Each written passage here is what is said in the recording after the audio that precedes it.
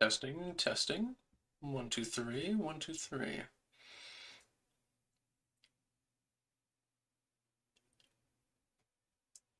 Oh, oh, oh. um, it's just now that I realize that Nemcraft was asking if yeah, there he is in chat. Yes, hi, yeah, yeah, the answer's now, Nemcraft. If you want to come by. Yes, we're today we're discussing two mid-game colonial situations. A concept that I am very keen on because it is this sort of thing that pops up in the mid-game that I want to see as much of. More like 15 minutes. Well, do what you feel like. No, if you feel like stopping by, go ahead. If you don't, then more power to you. I don't mind. Just thinking about the fact that you'd even be interested in it is always it feels good. But these situations, let me make it a announcement channel about it. I haven't been doing this much lately. Um,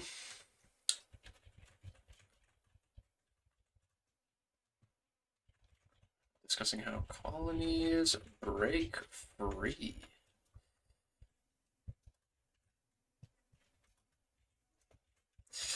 And these mid game and potentially late game institutions situations that show up are something that I am very keen on because they they somewhat replace the mission trees more and more that I watch these YouTuber after action reports and I discuss people um, uh, people seem to they lose people who start a game with a situation active lose the motivation to continue the game once that situation is resolved. They feel like their mission tree is over, so to speak. And I'm curious about the way that more of these work because I feel that when it comes to modding, having more of these and broader reaching situations and the like are going to be part of the key to making people want to keep playing their games.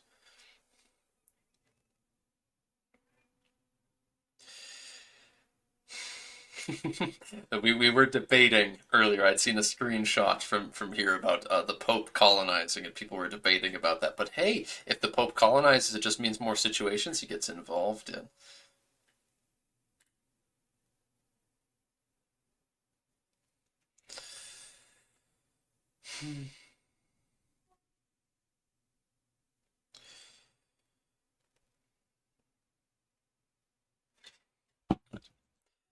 So the two that we're talking about are the Columbian Exchange and Key Colonial Revolution. Now, I again, I don't know, you haven't actually read them, but I am very curious to see how common.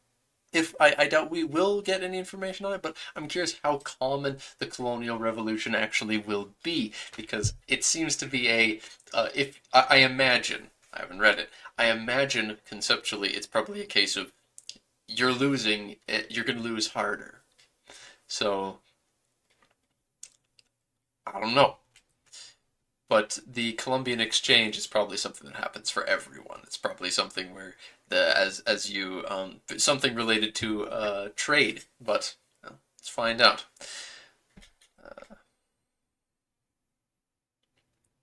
The Columbian Exchange is a situation that portrays the goods from different regions of the world that were exchanged as a result of the first globalization.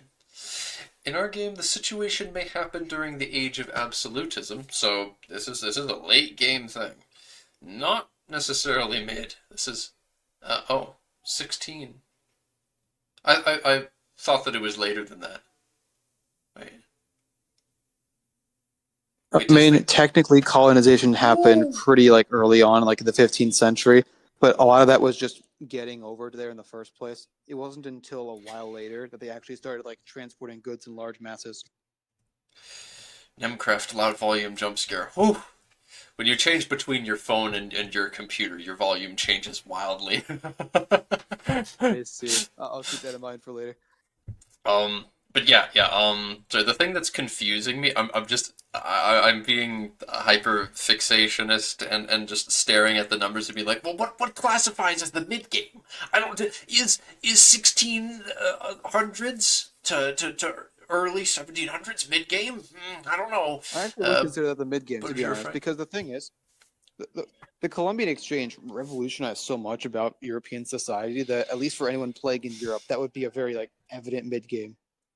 Maybe it could be split into like 4 phases instead of 3, because the early phase might be until you actually start colonizing, and then you have like an early colonial phase where you've got to get over there, see if you can get the treaty, try to fight people who might already have it, stuff like that. yeah, And then the mind mid you, game could start in earnest. that's if you're Catholic specifically. Uh, Yes, I'm speaking in relating to Europe. yeah. I don't know what anyone else is doing outside of Europe because I haven't seen any of those games The peak of said except for the Korea exchange one, in but the that's it. 15th century? No. 15th century?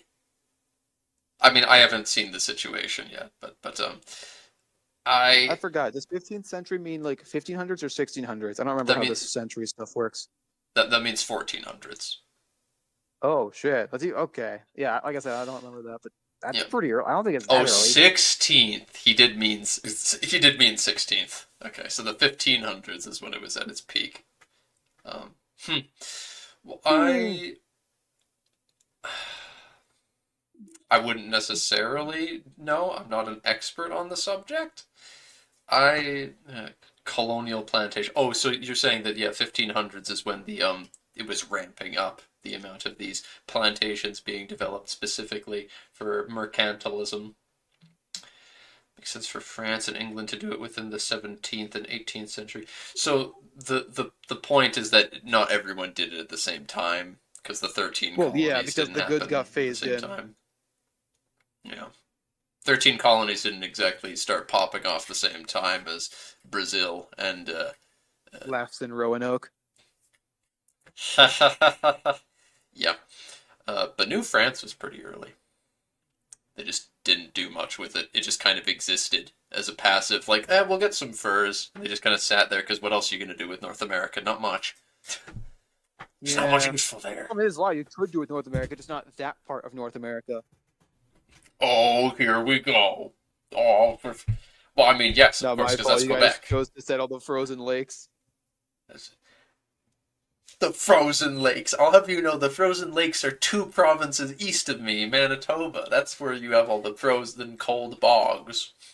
Oh, of course. My bad. I mixed them up. But even then, they actually farm. There's actually rice. They farm rice in those bogs. It's Really? really Very strange. nice. It's a very tasty stuff, Hey, actually. we're getting a bit off track. No, actually, because the Columbian Exchange is presumably going to be about goods being transferred, and people discovering that potatoes exist. But okay, that's just cope. It is off topic. Anyway, moving on. I don't know. You've got to leave soon. Um, Contact with strange new people. They seem uneducated and uncivilized, but cultivate many strange crops and raise unknown animals. Any of that could prove very profitable back home if introduced to our people appropriately. This exchange will be good for all. Yeah, it's good for everyone, yeah. The contact with new foreign people beyond the seas, open our country to new crops and animals. New trade relationship that provides our merchants with access to exotic and strange new products. Yeah. This event, this event, yeah, they're saying it sounds like something that would happen in the 1600s, but a situation may happen during the age of absolutism. But yeah, 16 to 1700s, but this is saying that yeah, our explorers taught when exploring America have found strange people and strange goods. So what? What? Okay. Can you scroll back up again? Let me read those dates. Okay, 1637 to 1737. It may happen. Oh, okay. They're talking about this spike of colonial plantations. I agree the event localization is not accurate, but they're basically trying to say like what I was saying earlier, where this should be around the time when you got your like big plantations. They're starting to actually cultivate large quantities of these resources and transport them back.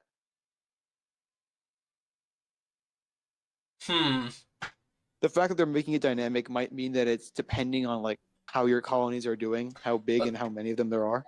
but they're saying it's a situation that happens in the age of absolutism, as in like Yeah. that's probably a trigger, which Oh no, I understand that that's like okay. What I'm saying is obviously the mean time to happen within that range.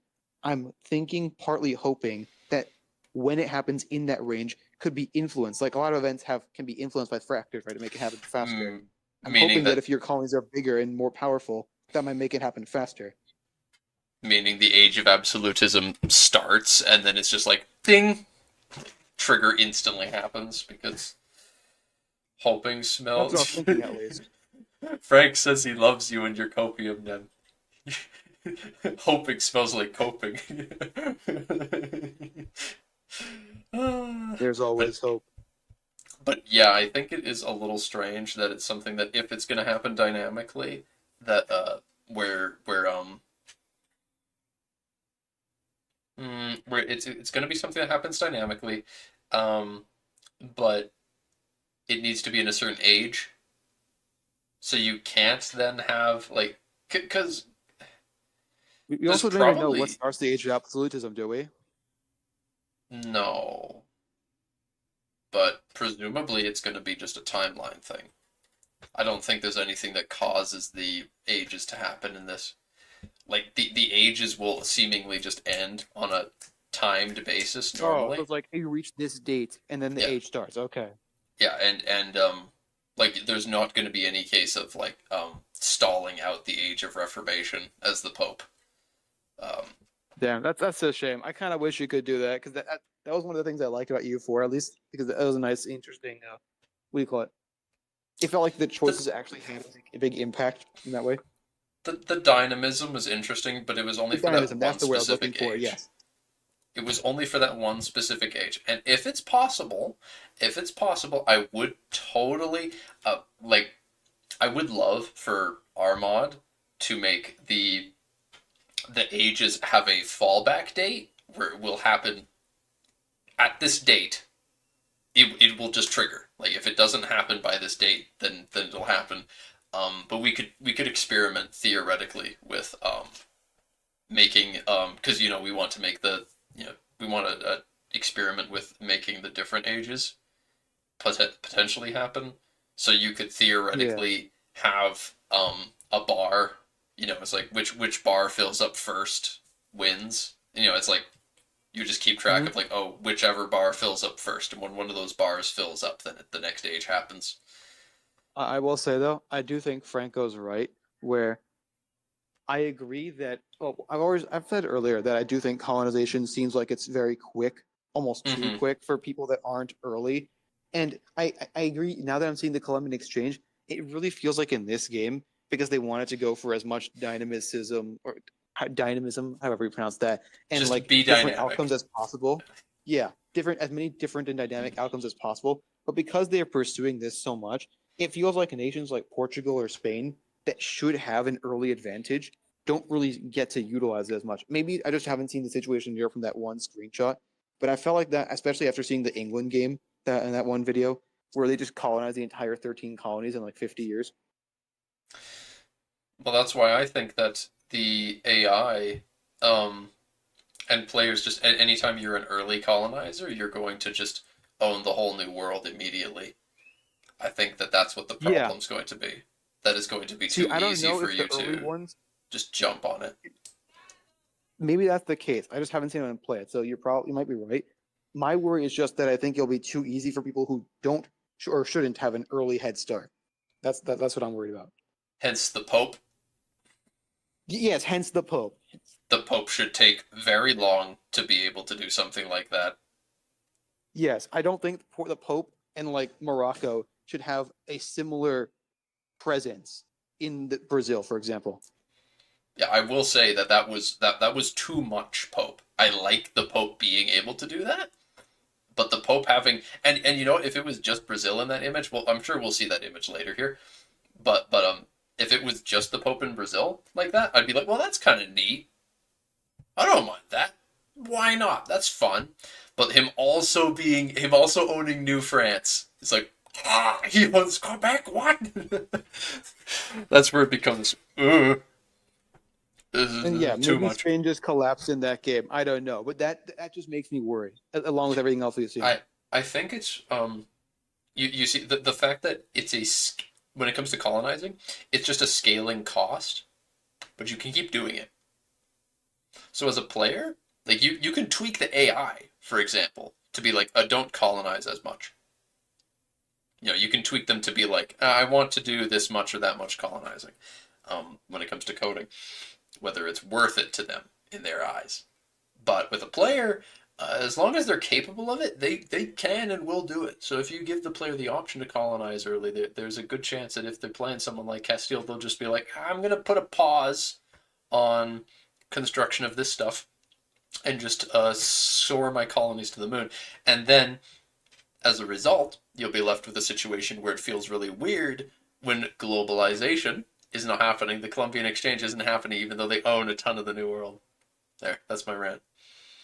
Uh, And but yeah, Mali yes, and Morocco will be able to colonize. It will just be super expensive. The reason that like you can as Spain or England own so much of the New World so fast is because they'll get the New World institution. Or in that case, it was the Pope. The Pope literally spawned it.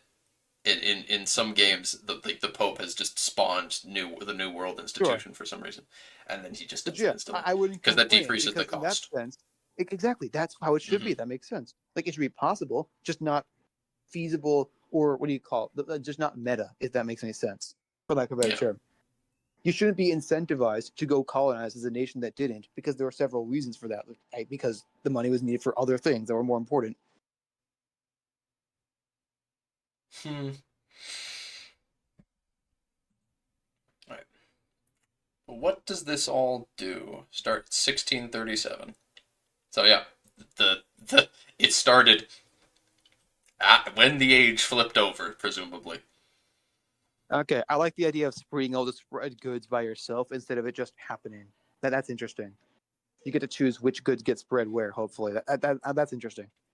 Player also understands long-term advantage. The AI never will. Exactly. Yeah. Mindful of the reasons that led to refinding of America.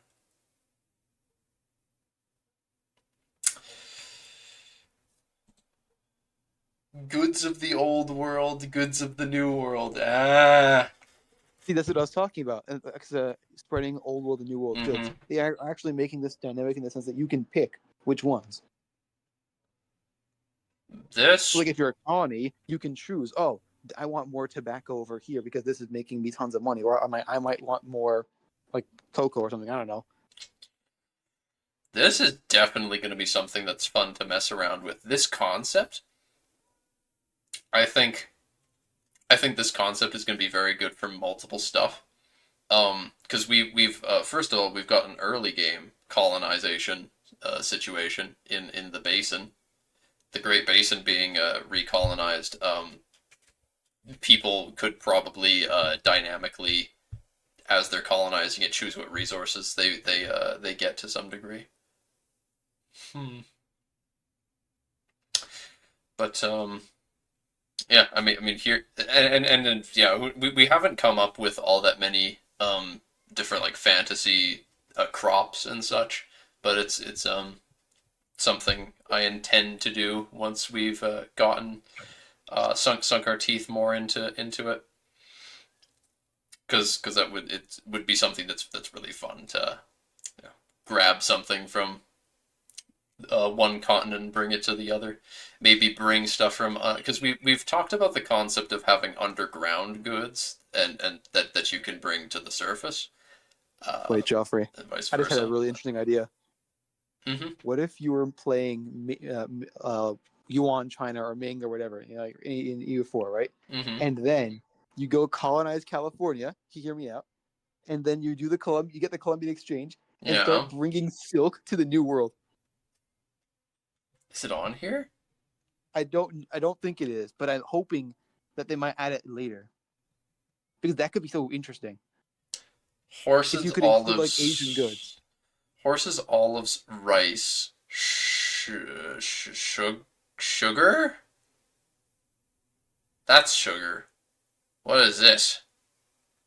I don't know what Uh that is. that's a good question.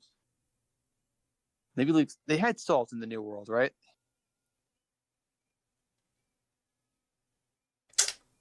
I'm at a loss.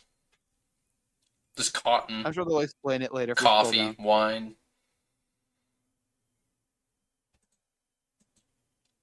Yeah, that's cocoa, I think, if you're further down. Or that's coffee. That's coffee, my bad. Yeah. As you can see, you can spread both New World goods to the Old and vice versa, with some money and prestige as the cost. This means that the raw materials in the selected location will change to the new one, opening up a different economic gameplay loop, allowing you to plant highly demanded goods in the New World, which could be exploited via plantations and slaves, while also allowing the plantation of goods such as potatoes in Europe. An important thing we investigated the actual spread of each trade good that can be exchanged, so you can only grow its accurate geographical distribution. Oh no. Okay, I'll Oh, admit, oh. I'm not the biggest fan. I get that it's supposed to be more historically accurate, and usually I'm a fan of that. But like, I feel like this is going to be very limiting. Yeah, I I'm haven't scared played what it, so that I can't means. say. But it feels limiting just from hearing it. I'm very scared what it means by that. I'm hoping it just means climate and terrain. I assume it just means climate and terrain. Oh, yeah. Well, it says So right you can there, only grow climate, it, yeah. education, topography. Climate, I understand what it photography. means. Yeah. I'm just Mm-hmm. worried anyway because it might feel like really annoying to play with. Hopefully, there's still like options within that terrain instead of just you only get one good here. It'll probably be kind of tedious to code as well, but it should be fine when it comes to modding. Oh, present 94 times. This person's really spreading cotton. Jeez. To be fair, cotton's really nice. It's good. You need that for clothes. Of I mean, course, it's it's one of the America. ways of making them. Yeah, found in America. Or the continent, I guess. Probably. I know. I was just joking about Yeah. the southern states having lots of cotton. Anyway, We spread one of the the goods. locals will not like it. Okay, interesting. Oh, and you have to reset the buildings. Ooh. Need to make new Not that there, RGOs. Okay. not that there will be many RGOs there to begin with, if my guess is right. Yo, you're right, Frank. You gotta turn Haiti. You gotta colonize Haiti and turn it into one giant plantation. Let's just get rid of all those inconvenient trees. Oh, Joffrey, your Mali game is so cooked. Apparently, Azriel here is saying Mali can't transplant many goods because it's so arid that you can't grow any of the old world goods there. No. Yeah, Mali's Yeah, cooked. yeah, the climate, vegetation, and topography. But Mali is got lots of savanna and arid, so won't be able to bring back as many goods. Oh, Wait. I just realized if you could bring back, maybe you can't bring like Asian goods into the New World, but what if you could take potatoes into China? surely you can bring potatoes to Mali.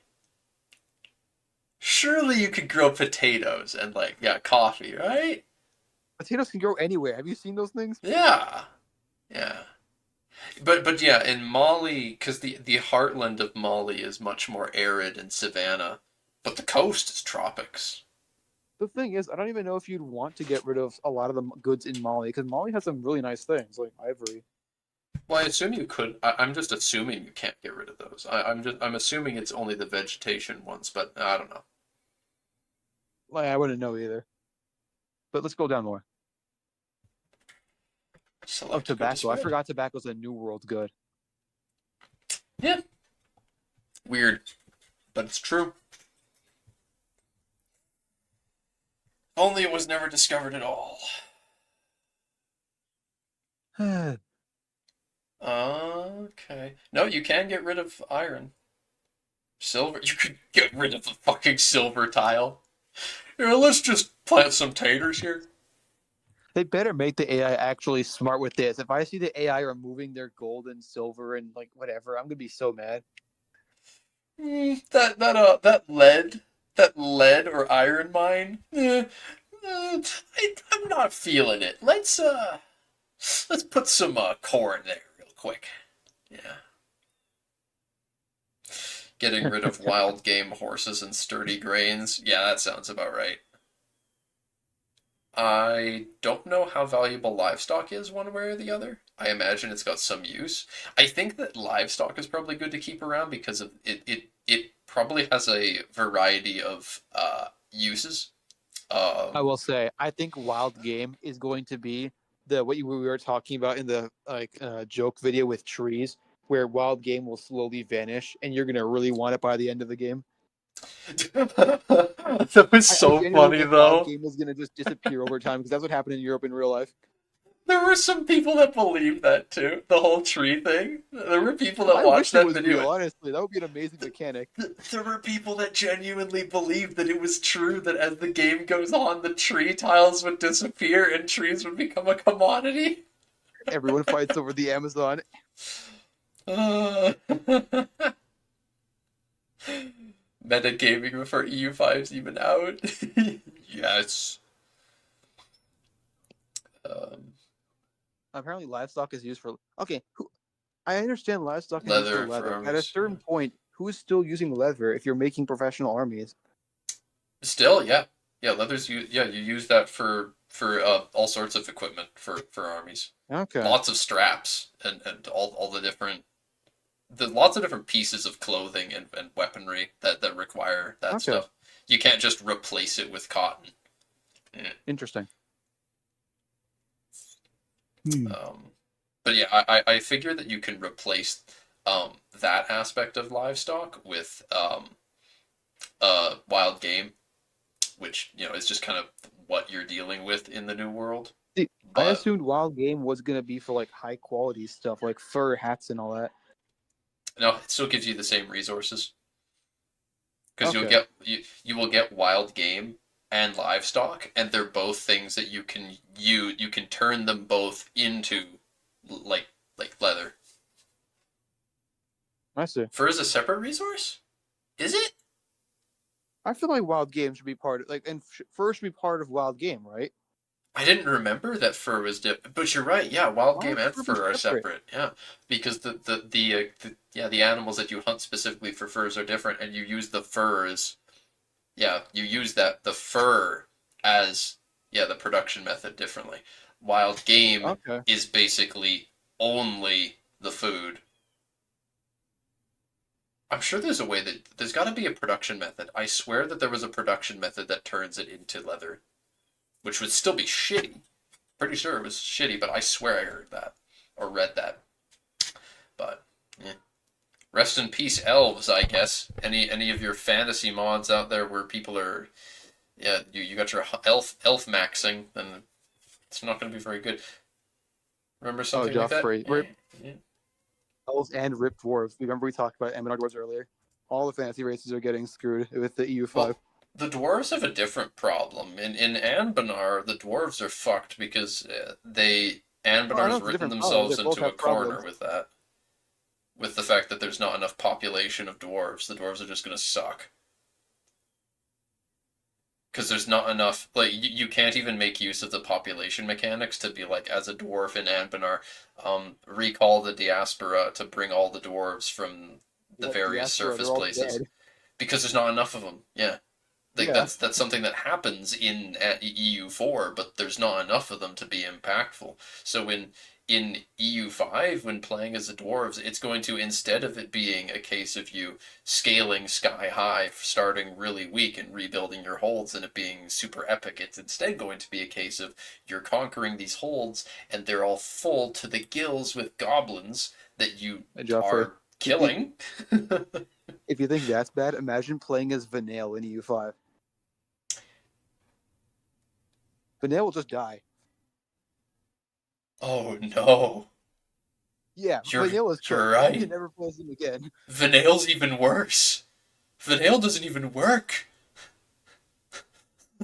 I don't even know how many elves are going to be on that island. There's going to be nothing there. You thought Dear. the mana debuffs were bad. You literally don't have people to colonize like tiny, the unsettled islands, let alone the ones with all the ruin board. It's just over.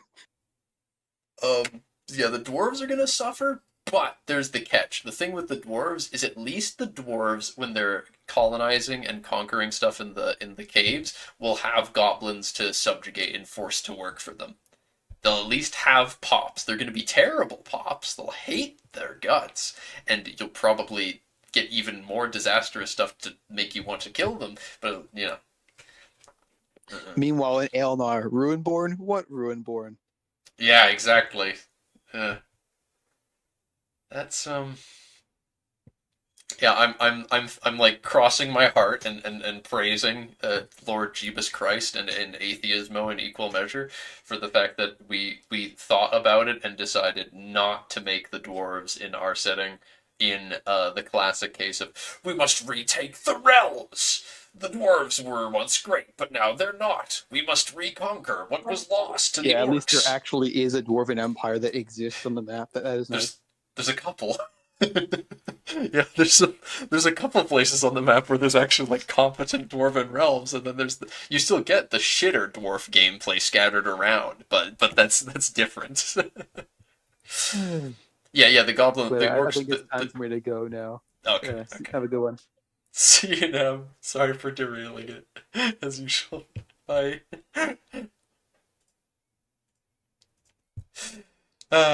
Yes, as real. The dwarves will probably enslave the greenskins for at least something, but the problem then is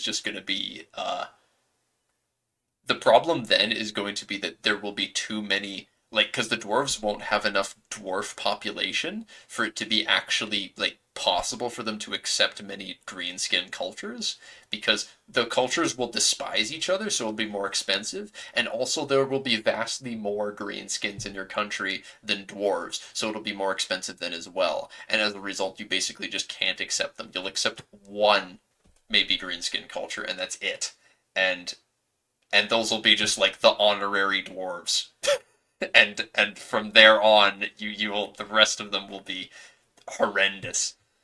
As for the elves, yeah, fuck the elves. Don't care. Roleplay. Yeah, roleplay the Spartans.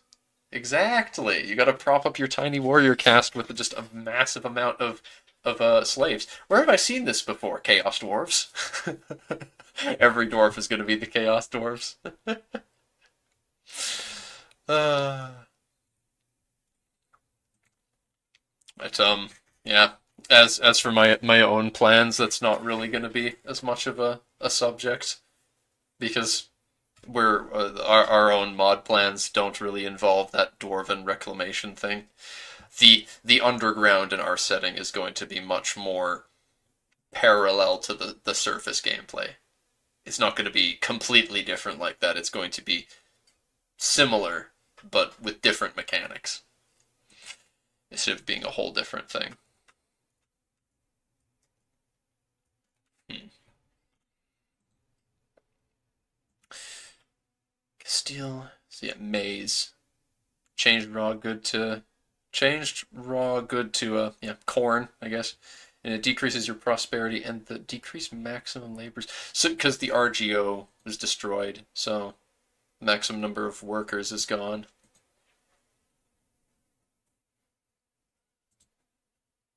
Select goods.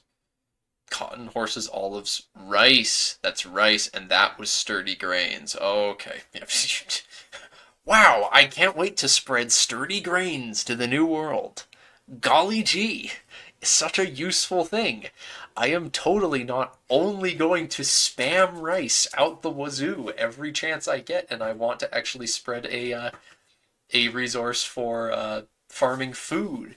Mind you, I'm probably not going to want to spread rice to the new world much because um, that's just for food again, and I probably want to focus on the cash crops, and I don't care as much about their population. Better than wild game where you can grow it. Fair enough. You replace the hunting grounds with rice farms, and the efficiency of that is it's incomparable. I remember back when we were first getting little teasers of how much food different resources were worth, and rice is the most efficient by a margin. Nothing comes even close to how good rice is for pure just quantity of food. But on the other hand, sheep sheep are really cool. I think it was yeah, wool, because wool is a resource, and the wool resource specifically is really good because it both gives you food and it gives you the wool resource, which you can use for various things. So yeah, England can harvest that, and then they're selling the wool. Yeah, they're eating the food, and they're selling the wool to the Dutch to turn into textiles. But then the English will presumably go about making their own textile industry.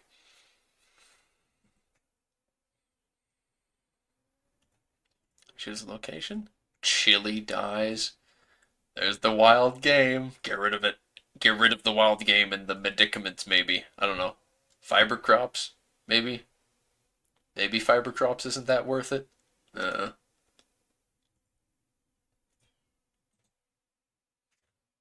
Changed from good to.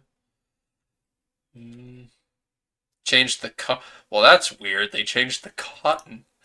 They changed the cotton to sugar. Why? Why? Get rid of the legumes. Get rid of the legumes and make that into sugar. But moving on to colonial revolution. Oh, they even got the funny hat. I see.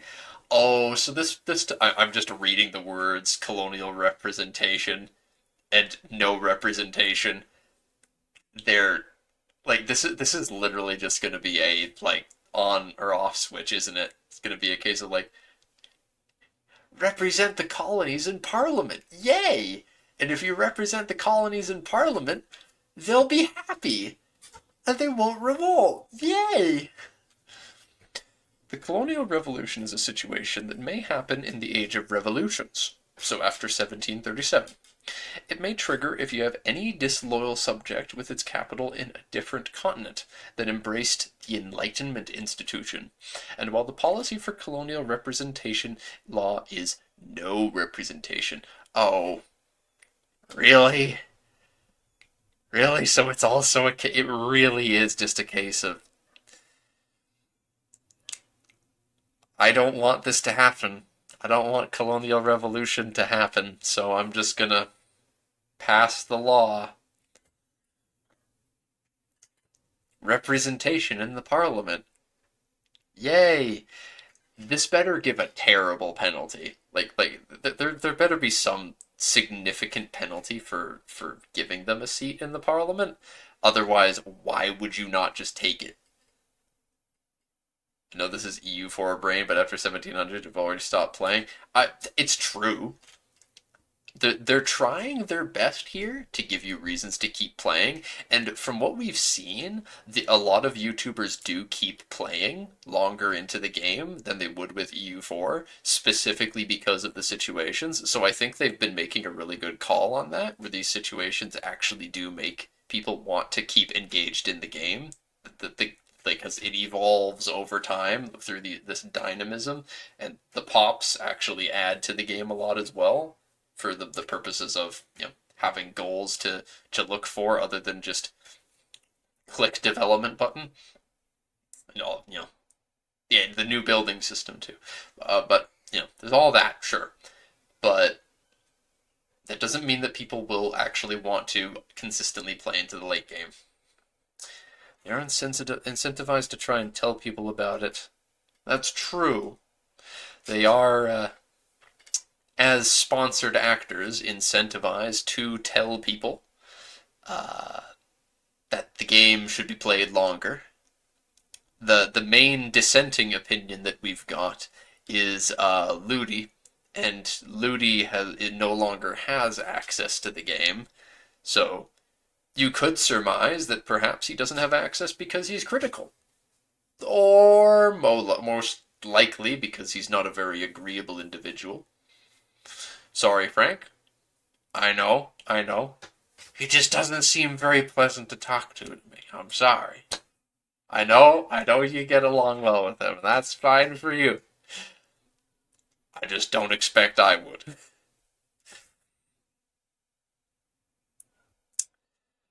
Um, yes. In all honesty, jokes aside, I think it's less likely that it's just that he was being a nasty boy or that he was being critical of the game, and it's more likely that he just said things he shouldn't have said because it was very, very common. Because people go after Lambert for, oh, he leaked the thing, and it's like, oh, he did it one day before their big announcement. Only so many people actually saw it, and it was taken care of pretty well too, and they weren't mad at him in the end, as far as I've heard. That was resolved pretty well internally, but as far as Ludi goes, he was doing so many things that were like just like, oh, this isn't technically breaching my NDA, so yeah.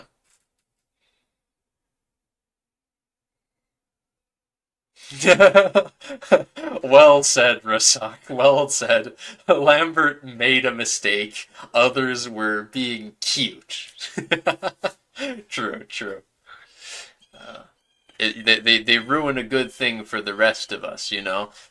Those people act the fool like that, and then it stops good, honest folk like myself from having a shot.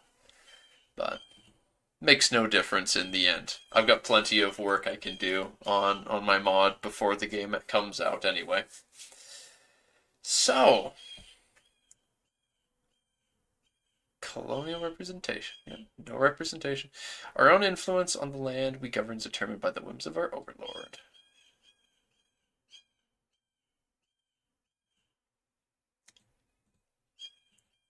No representation gives loyalty to overlord and parliament abolished. Huh. Huh. No, I can't restart. Sorry to say, Eric. I'm so sorry we can't restart. Too busy discussing opinions on uh, uh,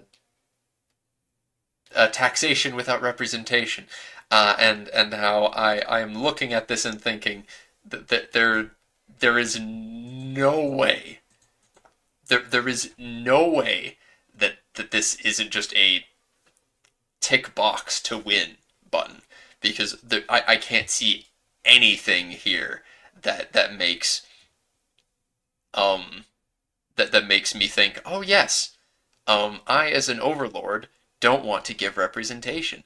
I'm just not gonna do it because it just makes them less loyal.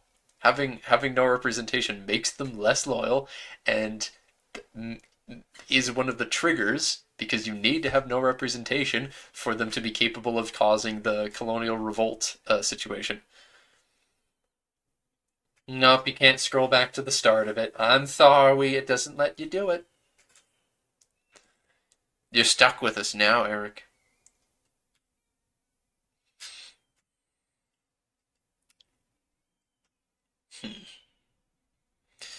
The unruly colonies. Yes, the ideas of the Enlightenment spreading like wildfire all across the world. We've received unsettling news from our colonial possessions. They seem to be discussing disturbing ideas such as representation and self-determination. And we're not sure where these ideas sprung from, as we always acted in their best interest. It seems likely that this will not be easy to ignore. We should anticipate significantly more trouble in dealing with our colonial possessions in the future. We can only pity those people who reject our rule, which loses stability. But why would you not want them to have representation? What does it do? Because it doesn't do anything. Giving them representation doesn't seemingly give any sort of penalty. So I don't know.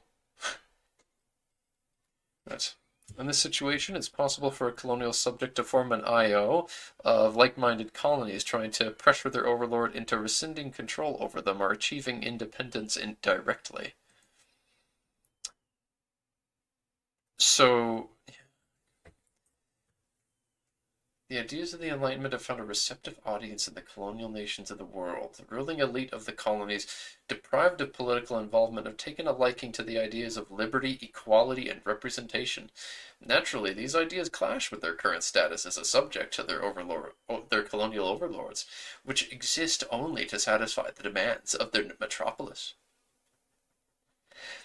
Either through political pressure or outright revolt, it will be difficult to retain the status quo of colonial landscape for a long time. So, are you able to then? Maybe it's a case of you can't choose the no representation? No, I don't know what will cause you to be able to give people representation. Hmm. I just don't know. Theoretically, you just give them representation for free, quote unquote, at the cost of some stability or something, and then this just can't happen.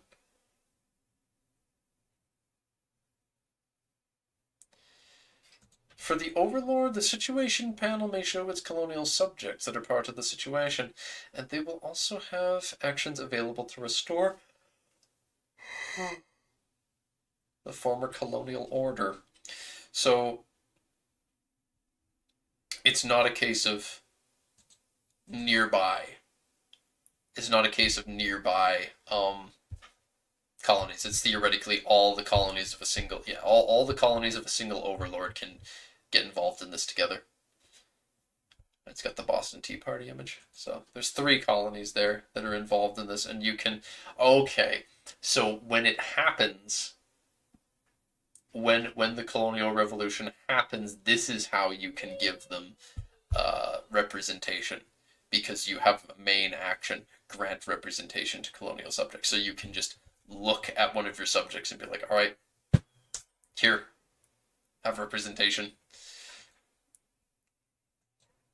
Should be downsides to granting representation. It should be something that you as an overlord want to avoid unless otherwise forced. Yes, I am very curious to see what it does when you press that button. Give colony rebellion support, aid colonial wars efforts. So this is other people supporting your colonies. Nice. Loyalty of New Spain to Castile is 33%. So it's disloyal. Yeah. Below 50 loyal, so it's disloyal. Power to Overlord, yeah, because they're very weak compared to Spain itself, but no representation gives penalty. And then Age of Revolutions? Oh no! Oh, the Age gives a penalty! I forgot! I forgot that the Age of Revolutions makes every subject on the map less loyal. I completely forgot about that. That's nuts. Oof. I love it though. This sort of this is the sort of thing that makes me just really excited to see more from Ages. I before one of the things I won't talk about it too much because I want to wait until I've made the official announcement for my mod.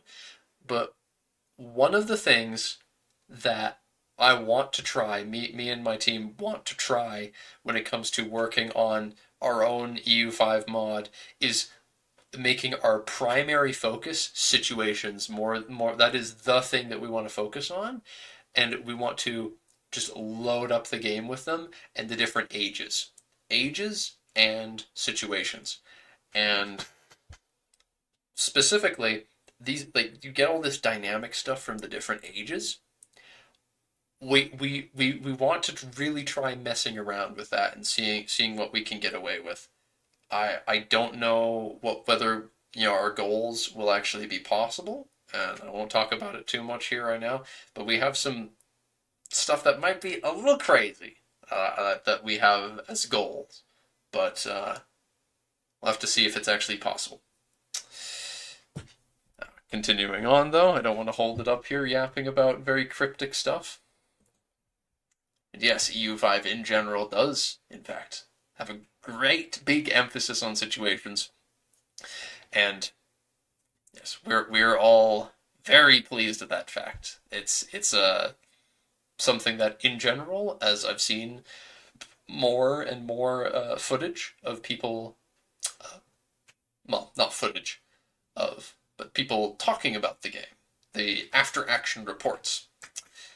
As people discuss their after action reports and talk more and more about the things they do, uh, especially for role playing people like OPB. You get people like OPB especially who has an absolute blast playing through the game and always being like, I can't wait until the next situation. It's going to be so much fun when that next situation happens and I get to get involved in that and press all the funny buttons and deal with the bonuses and penalties associated with it. Same with the ages ticking over and how the gameplay shifts with each age. There's some people who, because he's not someone who actually likes the blobbing very much. He's a much more tactful, slow, and role play focused player. So he gets a lot out of it. But then there's other people who will play lots of different countries and get sick and tired as soon as they finish a single situation. They'll get through the situation of their faction that their faction starts with, and then they'll be like, I'm done. It's dynamic and it involves nations interacting, making the world feel more alive, regardless of what it's about. Yeah, it's true. I feel that there's a lot of times where things like the ages in this uh, remind me of what Civ 7 did, and it just makes me so sad that they just they had some ideas that were good and they just they made all the wrong choices. They had some good ideas with Civ 7, but they did not make a single correct choice with those ideas. Uh, Meanwhile, here, because in Civ 7, there's basically never a situation where like countries interact in a meaningful way other than war. Basically, none of the interactions you have between countries in Civ 7 actually involves, you considering like, oh, is this a positive or negative thing I'm going to do with this person? And it looks like there's, things to think about, but there isn't really. There's no real deals that could be made and such. It's all very superficial, including like the city states don't even function really anymore. It's all very sad. Yep, exactly. Yeah, there's a ton of really neat concepts in Civ 7 that are just butchered by its ages. Uh, and meanwhile, here, this is another game that has ages and age-specific mechanics, and the game fundamentally changes every time the age flips over. And wow, the game is instead full of lots of things that make you want to interact with the other players in other countries. Crazy. Almost like that's, a thing that makes you want to play the game, especially in multiplayer. Meanwhile, you may as well not be playing with other people in Civ 7 multiplayer. But, they're not shooting for the exact same audience. However, there is a decent amount of overlap between Civ games and Paradox games. So I thought it was worth mentioning it a little bit here for a little tangent. So you come for different content creators for different things. You don't watch Joffrey because he's going to go into a huge, specific, in-depth and educated number crunching session with graphs and shit. That's what generalist is for. You come to Joffrey because he's going to go on a very long tangent with you about why Civ 7 isn't good, and this game makes him think about it.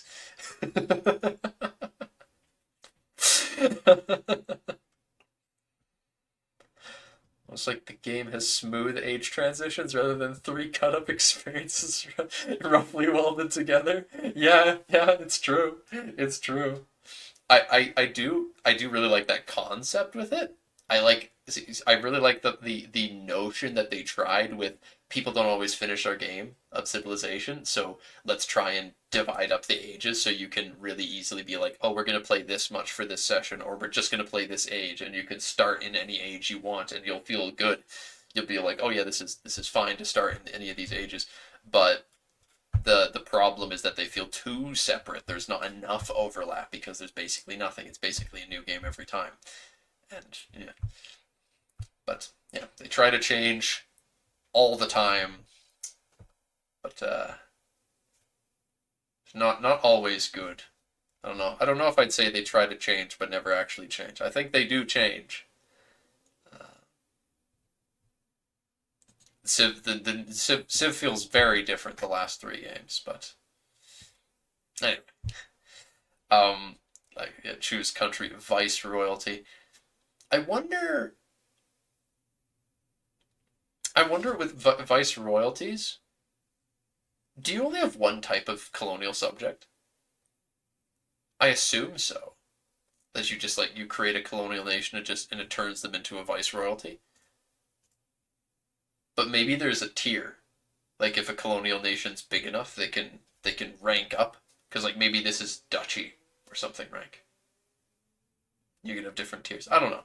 I'm a sucker when it comes to modding.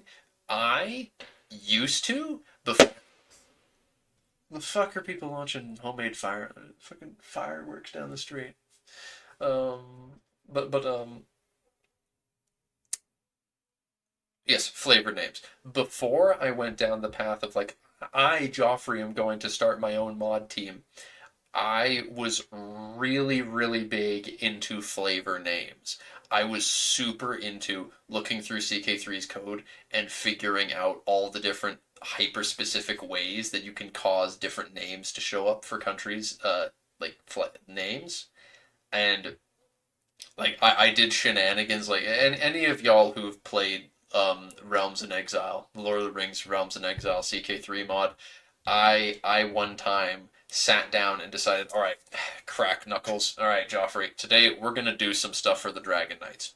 So then I went through and I made it so that the holder of the Dragon Knights title, specifically if they were a king rank title. So if they're an emperor, then they don't get this because an emperor you then you won't have that as your primary title. You get an empire.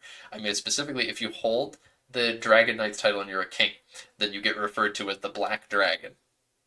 So you're known as the Black Dragon is the leader of the order, and then I made it so that any dukes and counts underneath that title who have a specific religion and heritage also get unique titles. They get called chapter masters and dragon knights for dukes and counts respectively, and I felt so good about that.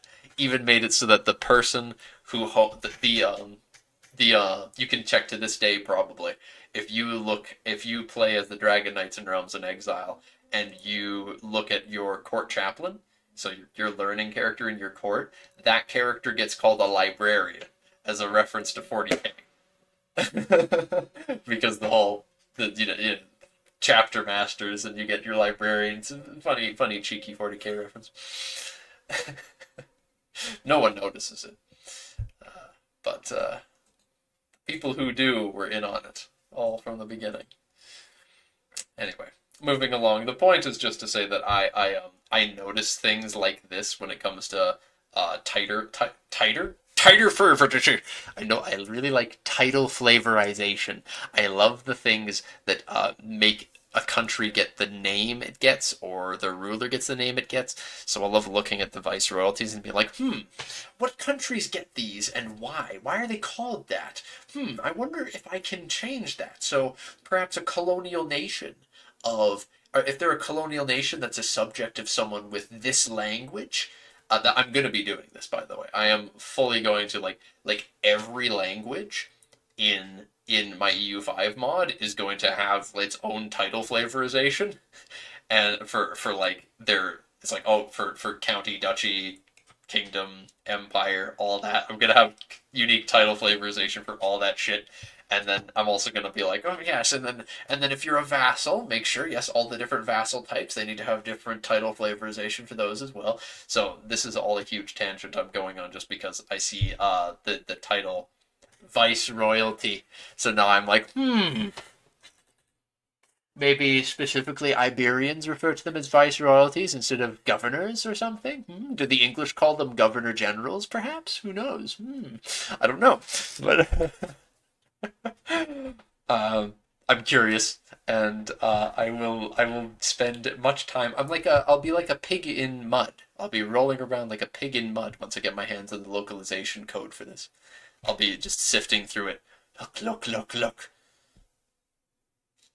Makes your head hurt thinking about how to structure code like that? Oh, it's no big deal. When it comes to the actual um flavorization, I don't mod CK3 anymore. If I did still mod CK3, I'd be like, after I'm done this stream, come hang out and I'll show you. Stop launching fucking fireworks. Oh my god. Some fuckers down the street launching fireworks still. I was like, God damn it, stop. But the code structure, yeah. If I was still doing a lot of CK3 modding, I would 100% be like, "Hey Rasak, just come hang out in Discord after I'm done this stream. I'll show you how it works." It's not that bad, I promise. I promise. Shake screen. It's not that bad. Yeah, code always looks worse to people who don't mod. If you don't mod, it looks really bad, and you just need experience looking at it. That's all it is. Um, but that's some of the stuff I like looking at the most. And I guess time to move along. Come on, calm yourself down, Jabber. This is what happens when I'm not leashed. I don't have anyone else in the podcast room with me, in the zone, we call it in Discord, and then this happens and I start talking forever and ever about random shit. This is why I just need to finish my script for and then properly make my announcement video for my mod so that I can just do streams just discussing discussing it for the sake of it. Recently made an event system for your own little game project. Oh, okay, so you do know coding stuff. Maybe even more than me then if you've got your own little game project cuz I don't know how to make games. I just yeah, I just know how to mod Paradox code.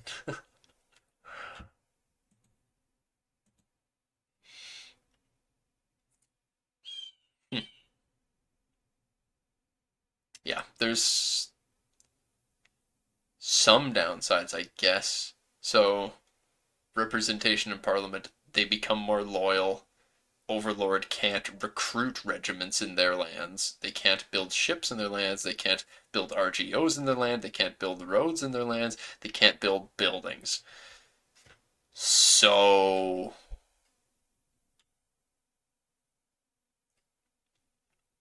once when and if you decide to give them representation, and it basically makes them, yeah, they're very autonomous then. That's ooh, yeah, restricts the influence of of our overlord. Yeah.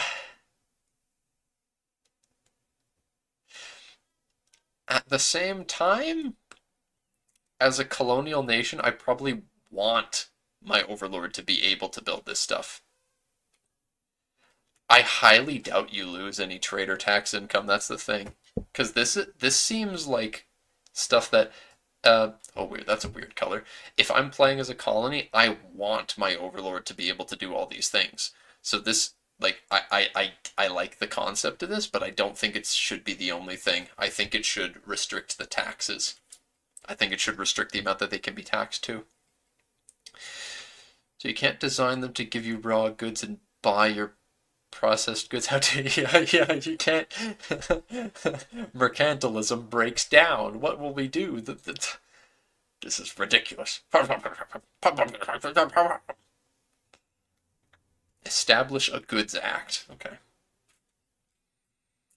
So, establish a new act on a specific good or transaction. We'll be able to siphon more money. So when the colonial revolution situation's happening, it gives you the ability to be even more shitty to them.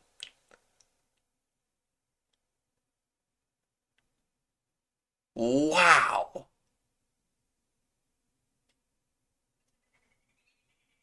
It'll take 6 months of income from one of our colonial nations, increasing their liberty desire. 6 months of income. So Yikes.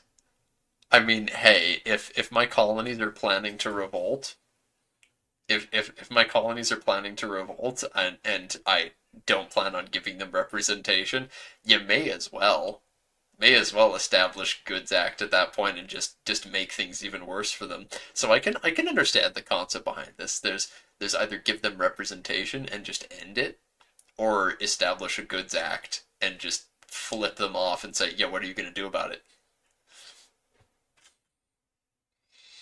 Exactly. They can't revolt if they're in debt. If they don't have enough money to fight you, then they can't revolt.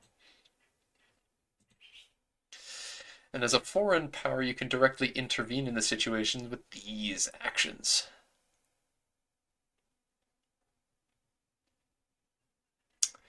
Aid our colonial subject with a quarter of our yearly manpower and reduce their liberty desire. Okay. I mean, that theoretically should only be available if they're at war. Just giving them a quarter of your yearly manpower with no context doesn't sound like it should do much. Give colony rebellion support. Give support to one of the colonial subjects of another country to nudge them towards rebellion. So, gives them some cash. Subjects have a somewhat different pool of available actions. So, there's your overlord, and these are the other colonies. Seek support of overlord's rival, declare independence war, create a colonial federation, or join a colonial federation. Give colony rebellion support. So you can give other colonies. You can give your fellow colonies rebellion support. Just give them cash and basically um, either send agitators into their country. Presumably is the notion. You're sending agitators and funding their politicians to be like, hey, we're your real friends. Uh, and then creating colonial federation. That's a big one. That is a big one. Love that. So creating the colonial federation is your that's you're creating the Continental Congress. So uh, I don't know exactly what that like theoretically maybe that unites the countries into a single tag. So you basically federate the other colonies in that are near you. Colonial and overseas wars seem a lot more fun in EU5 and with more economic impacts. Hope this remains true and not what I imagine. What do you what do you imagine? Oh, that's right. That's right, Azrael. Thank you. I forgot. They explained that it creates an international organization before. This is a situation. This is the situation menu. The situation menu is different from um the international organization menu. There's just lots of menus. Lots of menus, lots of unique, flavorful buttons to click to do various things. Yes. But what is it that you imagine, Rasak? You say that the wars, colonial and overseas wars seem a lot more interesting and fun, with actual impact and consequences you need to think about. But oh, so yeah, you do imagine it. Yeah, you imagine it to be fun and impactful, and you're saying you hope that it is what you imagine, and that there isn't something behind it that we're not seeing that isn't fun. Yeah. I mean, it's going to be an absolute pain, and when it comes to my own modding plans, I'm counting my blessings yet again that when planning out the new world stuff, I didn't make the new world too bloated with already established tags or any other such thing, because uh, yeah, it's going to be really hard to colonize land that someone already owns. It's going to be possible, but also very, very hard. Of these, possibly the most interesting is the Create Colonial Federation. Yes, yes. Creating a local administration to oversee and govern the lands of the colonies will help us in securing greater autonomy. We'll create and become the leader of the country of a new colonial federation, which requires you to be at peace, having less than 25 subject loyalty. You need to be proper mad, and it just costs a little bit of prestige. Not very tough at all. Uh, right? Don't see that as a problem. Just need proper PP bonuses and perhaps bump up colonial speed if you find an issue. You're saying that the issue with colonizing lands owned by a tag that already exists? I don't know about that. I mean, we'll have to see when we get our hands on the game, but I don't think that it's going to be very feasible to do that much.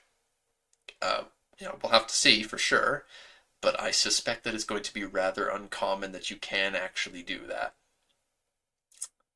I really hope it's true because there's some places in my setting that we're planning on using that we very much hope that you will be able to do that in.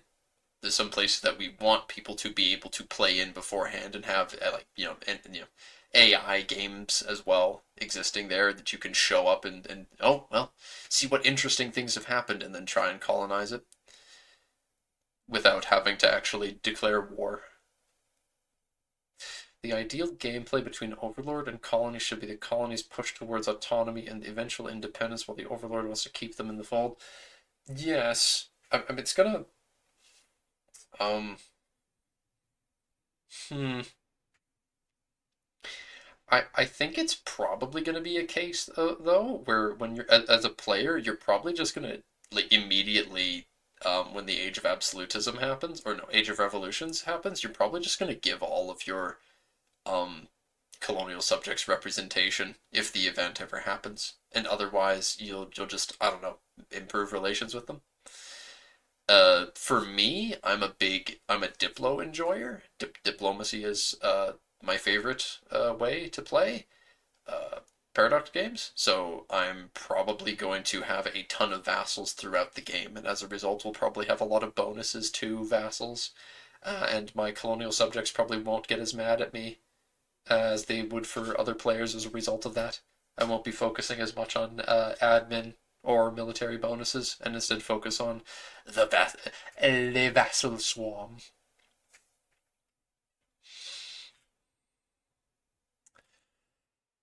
But it will depend on the modifiers associated with it. Perhaps you won't need much in the way of Diplo bonuses to make effective vassals. But I guess that's where I can rebalance my own mod based on what people feel like. Colonial Federation. Yes. Assured defense. Possible offense. Oh. Hmm. Just the Viceroyalty of New Spain. Yeah. A group of different colonial governments that have banded together to get protection from their enemies and benefit from mutual cooperation and growth. We have tons of events related to the situation too, and although we haven't shown it today we have specific content related to the formation of the United States of America, which will be triggered by this situation. But that's all for today. We will come back on Friday as well to talk about the Tinto flavor for England and Great Britain. Ooh, wow. England and Great Britain. Well, and someone was saying something. Someone was saying something about how we're almost done with the Tinto map feedbacks. So they're they're almost done. The game's getting closer and closer. It's gonna be out 2 months from now. Ooh. Who's pinging me? Ah.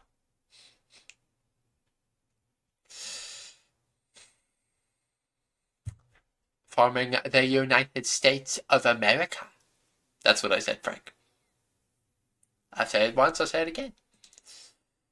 America. Ooh. There's the famous image.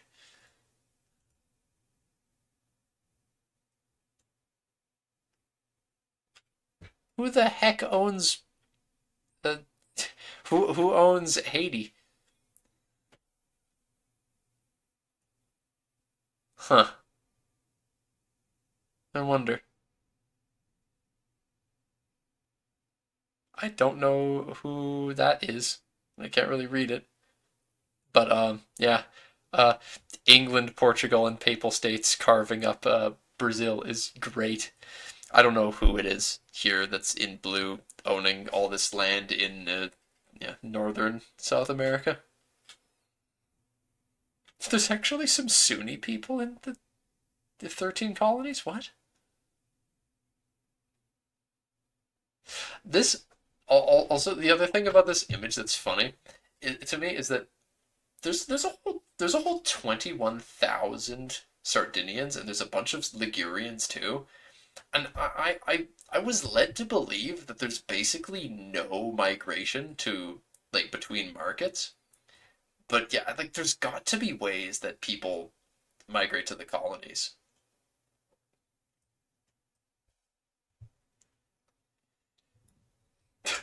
to, uh,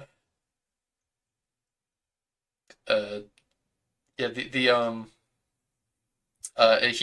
the America owning all the way up to the Canadian border, but then as soon as you're about to reach Canada, the Pope just owns it. Expand, Pope. Expand, Pope. There's so few. I just comprehended, by the way, there's not there are just no native cultures here. Look at this America tag. Like none of this land is native cultures. That is crazy. It is all English. There's just a tiny smattering of other cultures that have migrated in, but almost entirely English. And I guess presumably they'll make American culture when they diverge their culture from English. If there's any, they're less. Yeah. If there's any native cultures left at all, they have less than 8,000 people, which yeah, not not a lot, not a lot. Wish I could see the date though. USA can be created two different ways through revolting an independent colonial federation and organically through the other game mechanics. So, yeah, you can create the United States by just, I guess, owning the land and then pressing form nation decision. I wonder, because it's called the Republic of America, I wonder if they can become known as the United States of America. If there's something they can do that will cause that.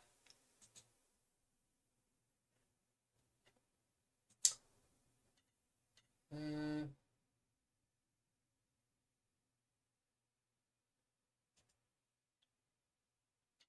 the situation is a bit experimental in comparison to the rest of the situations, so we prefer to be slightly more cautious and restrain its scope to have it properly functioning and make sense of the general game balance. Yeah, okay, that makes sense.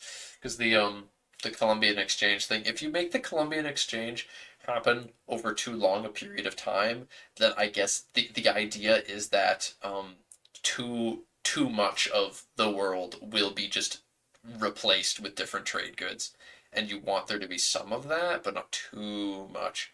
So the question is, who gets to be involved in the Columbian Exchange? Can you, as Ireland, if you're Ireland and you don't have any colonies, can you in fact like plant potatoes? Can you get potatoes as Russia? That's the biggest one. Like Ireland is memed on for potatoes, but Russians thrive on that shit. Portugal, I want to plant coffee in Brazil. Always have that possibility, or do I need a province with coffee? You need to have access to coffee in your country, either by owning a location that has the raw material or by trading for it into one of your markets. Oh, okay, well that answers my question. If you're playing as Russia and you want potatoes, you just need to buy them. Eh. Everything is now coffee. Do the thing where you move the capital to the new world and abandon the old. You we don't know if you can do that, but I assume it's possible. You, when you colonize, you don't need to make a colonial nation. When you're colonizing new land, you can choose to just leave it as your own territory. That it will be basically ungovernable, but you're technically able to just leave it underneath yourself.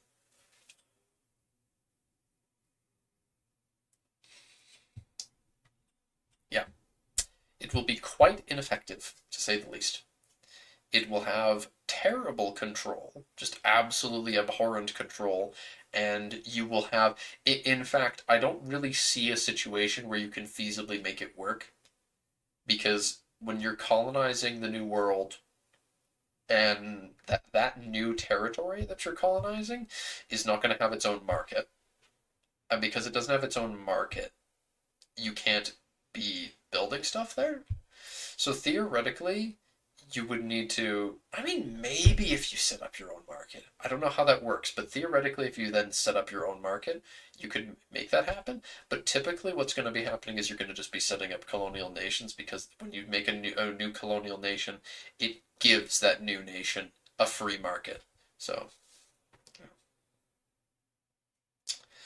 uh, the Columbian exchange, Eric, what that does is it lets you swap out goods.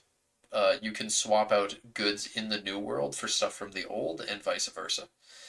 Um, we have seen that you actually can make the monumentally big brain, humongous, smart decision of deleting a gold province and replacing it with corn. Yay! You really should never do that, but it's technically something you can choose. You can choose to make the wrong decision.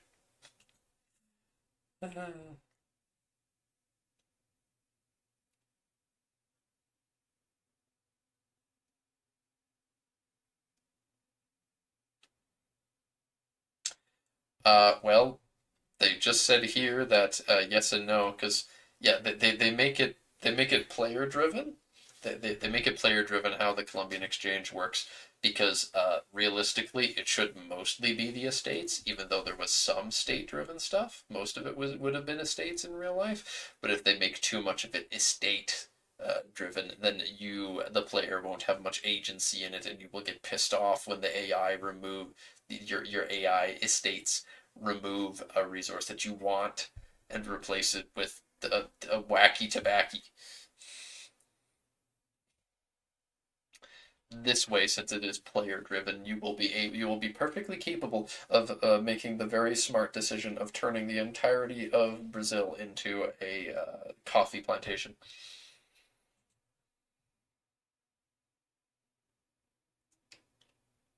I think that there's a bunch of negative, respectfully disagrees over the comment by Pavia that no, you can't automate the Colombian exchange. How would you automate that? What would you do where you're like, "Mm, yes, just let Jesus take the wheel. Yes, is the my lord, the estates removed our industry critical critical goods for potatoes. Yeah, you're just hanging out as a you're the colonial overlord, and you're. Oh, wait a second. That means though that if you're playing as a colony, if you're playing as Brazil, your overlord when you're playing as Brazil might just decide to remove your gold mine for sugar, and you can't necessarily stop that. Yeah, the change is permanent. It just does change the RGO of that tile, and it deletes all of the RGOs that have been built there before. So if you've got a bunch of wheat farms being built, and then it gets replaced with rice, the wheat farms don't translate to rice farms. You need to rebuild them all again. Same as if someone has a silver mine that gets replaced with cotton. Yeah, you need to build all those new RGOs. The situation before spices were split, so it's remained that way. Just creating a ticket for the team. Oh, okay, so they're gonna theoretically add chili to the pool, so you can theoretically that's really funny. You could theoretically bring chili peppers back to the old world. You're gonna farm those chili peppers in Africa.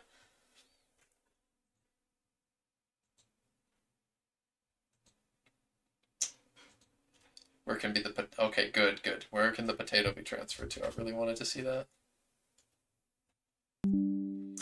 Potatoes can't be they cannot be sent to desert or tropics, arid, cold, arid, or Arctic. Yeah, I guess that's fine. I guess. Uh, I guess. Uh, I kind of think that potatoes should be able to go to arid.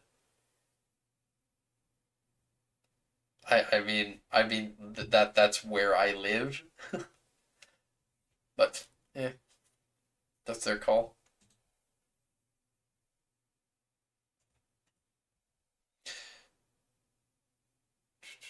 Will the spread also happen randomly? No.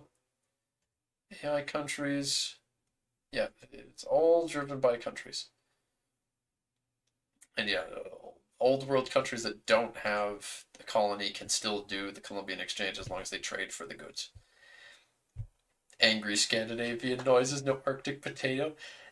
Some of Scandinavia isn't Arctic. At least some of it. Wow. I mean, most of it. I'm pretty sure most of it's continental, and there's actually some oceanic on the west coast of Norway. So Scandinavia isn't bad.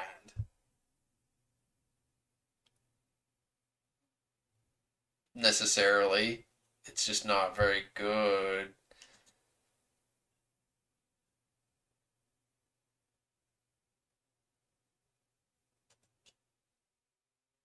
Hmm.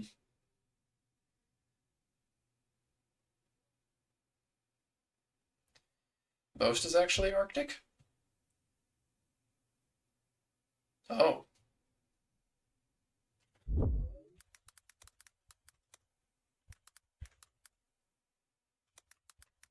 not Norway. Scandinavia feedback. No. Did we not have a Scandinavia feedback?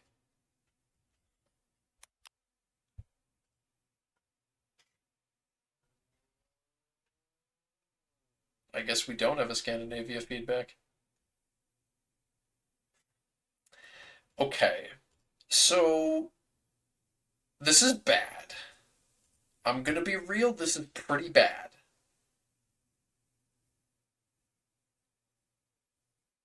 It was the one on Monday?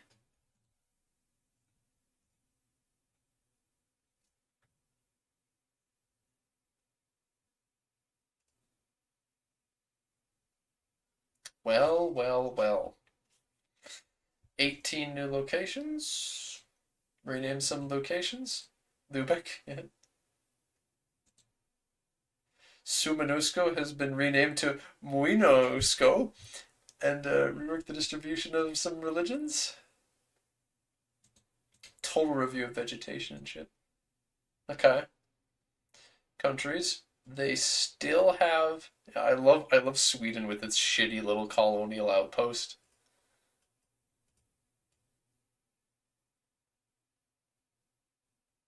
Oh my god, that's haggard as fuck. Why? Why does Denmark own a single tile in Skane? Skåne? Why do they own that?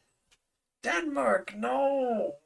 No, no, Denmark. What? Why are you doing this, Denmark?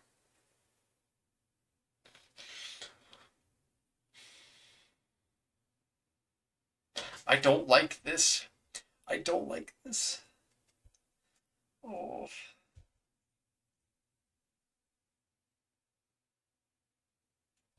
There's an event about them being transferred to Scania, Sweden early. Okay.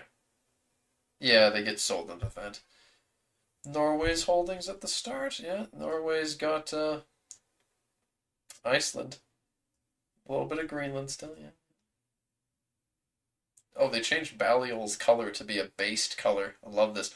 Yo, Scotland has a vassal. I didn't see that. When I love they keep showing us feedback for stuff. Like they give us the Great Britain feedback, and every time we look at Great Britain since the Great Britain feedback, there's something new they've changed about it. Like, oh yeah, Balliol's a different color. Oh yeah, the Isle of Man is possibly independent. Look kind of like it is, but I doubt it is.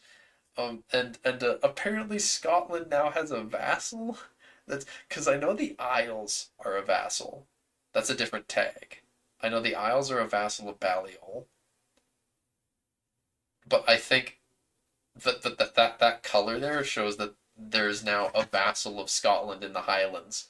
So you can play as a Gaelic tag as a vassal of Scotland as well. Because I mean, you can also just play as Scotland and convert your ruler to be Gael, but this is the other way, I guess.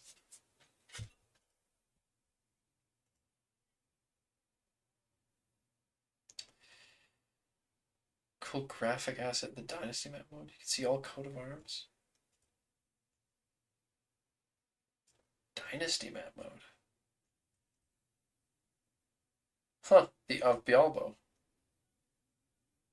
Oh, Denmark doesn't have a king right now. So yeah, you get the Bialbo dynasty. So Skåne, Skane is a yeah Bialbo. You got Sweden, Norway, and then as a result of Norway, Greenland is also it's a personal union, so that means they're technically ruled by it too.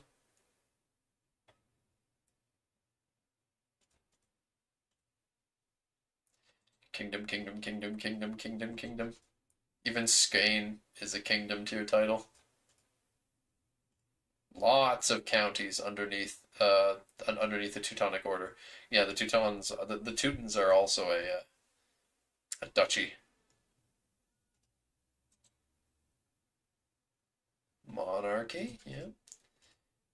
Good, good. You have the Republic of Riga, though. You just have the blank space for the uncolonized land. And we have now a new color scheme for country types. Yes. Yes, they have changed it. I don't know why they changed it like this, but they did. And the Sopmi are as beautiful as ever.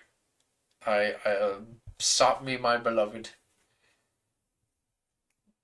Oh, it's so haggard though. There's a bunch of Sopmi living among the Karelians too. I want Societies of Pops to be playable so bad.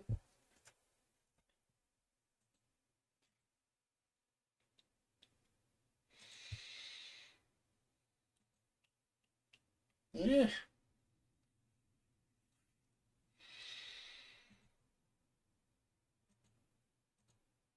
Yeah, locations. Where's the good stuff? Oh, I love more mountain passes. All my homies love piddly mountain passes. Eidefjord. Voss. Jaren. There is a Norwegian in my Discord server, and he would weep if he saw this, and he might. Hmm. Yeah, yeah, yeah, yeah.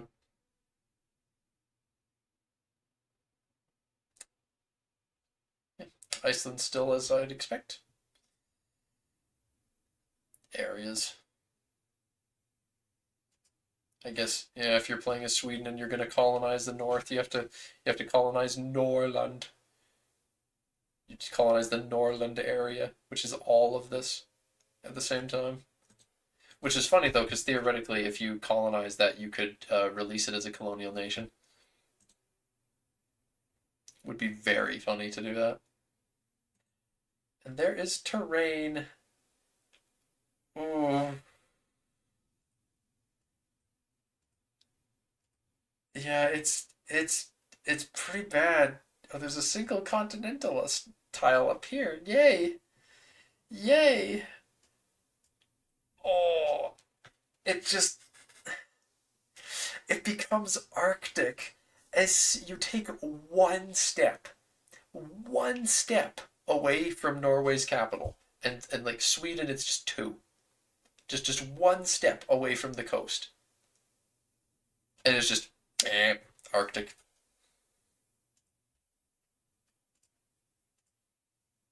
Tiny bit of oceanic climate for Iceland, and then of course Greenland has none. Ugh. Yes.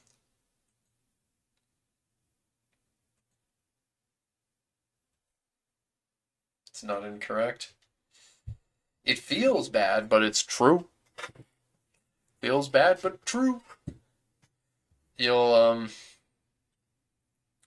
you folks will see in time that um when I start showing off my map for yeah, the plans for the EU5 mod, we have the not Europe of our mod is going to be a pretty condensed, but it's going to have a very high population.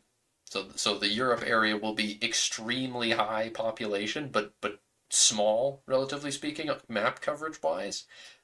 But the Scandinavians don't live in the Europe area. They live someplace else, and that someplace else is really big, but it's all going to be horrible.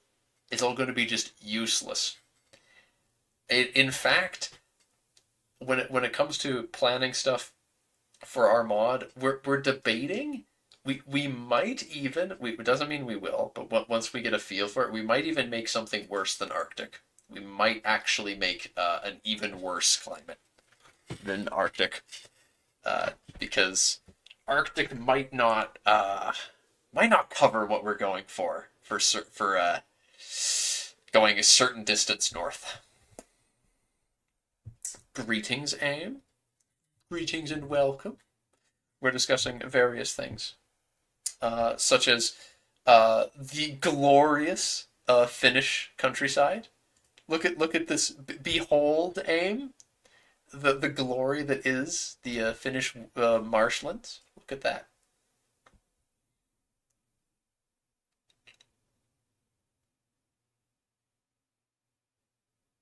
Finland mentioned, yeah, exactly.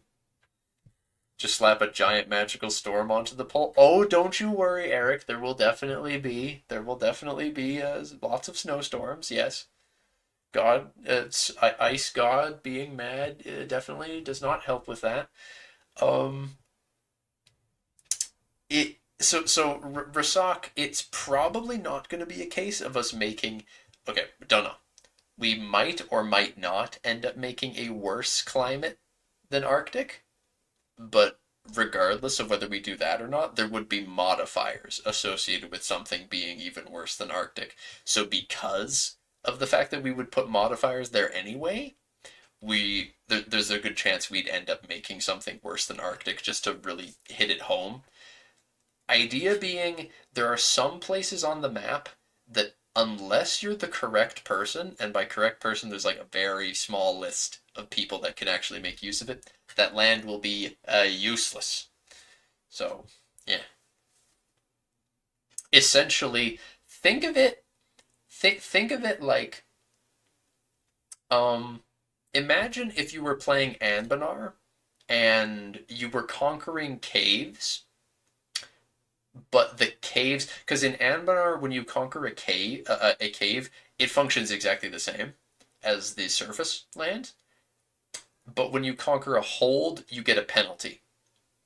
So imagine if you went far enough north in Anbanar, so our mod, if you go far enough north in our mod, the land is just going to be like you're conquering caves, except the caves have a penalty on top of being a cave. uh,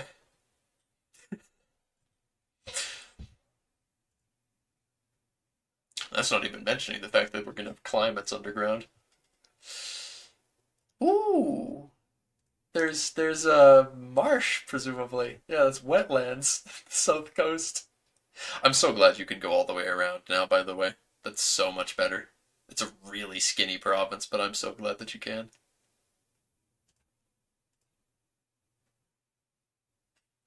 Penalty based on temperature bands. It not necessarily. Okay, there there are the gods in my setting are a lot more active than they are in Anbanar, because in Anbanar people even debate whether or not they exist. And most of the abilities that are associated with their religions is something where people debate whether the power comes from the person believing or from the gods actually existing. It's a lot more woo. In the setting that we're going to be that we're making for our EU5 mod, the gods are very much obviously real, and people know it for good and for ill. And certain people, as a result of that, are better at handling certain places.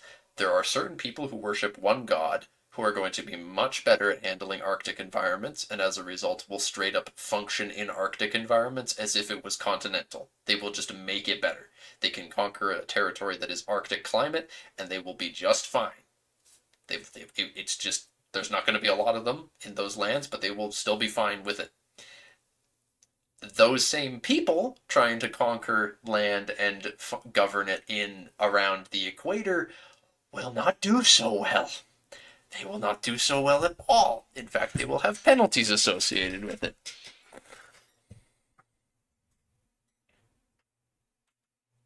A god avatar unit. I want to see a god avatar. Just one. There's one character in the army. Just death. What type of terrain are we going for in the not Nordics? Okay, aim. Uh, if you haven't already, if you haven't already, consider joining our Discord server and give yourself the world building role, because then you can see what we've done. I'll link you to the appropriate images. Because basically in our map, um, Scandinavia is like the same size as the entirety of our not Europe, because our not Europe is smaller. It's basically the same size. Scandinavia is like the same size as the whole not Europe area. I know, Ezreal. That's why I'm not asking you. That's why I'm not asking you. I'm just saying this to aim. You can read the kitchen just been busy. Okay, you are there. Yeah. All right. All right. Just know that Scandinavia is like the size of the whole not Europe area, and it's not even connected. They'll still interact with each other, but it's not connected. The Finns and the Sapmi, though, I'll say aim. The Finns and the Sami are a little worse than just ice. Like, because there's ice sheet basically. Almost the entirety of Scandinavia. It's this huge area that's just going to be cold as fuck and useless, except the very southern coast in a couple areas. It'll be okay.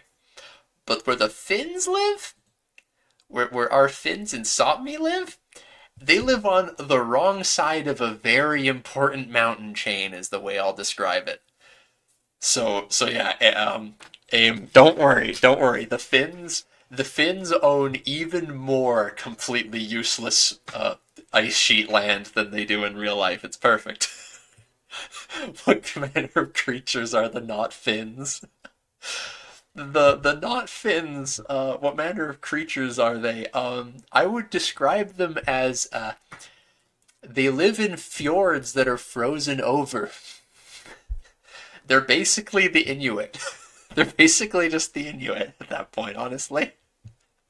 Do they have fins? They probably wish they had fins, and a lot of blubber too. That would help a lot. Yes, the not fins will be able to have a big map name, but they will have a total of like two tags. Actually, I say that now. There's probably going to be more playable Finnish tags in my setting than there will be in vanilla, so that's a little sad. Um, and there will probably be more of their culture too.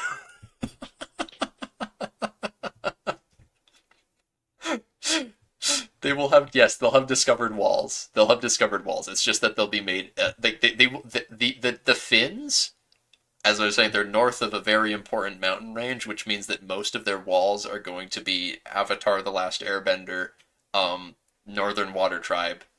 No, not Northern Water Tribe. Those are the Snow Elves. The Southern Water Tribe style living conditions.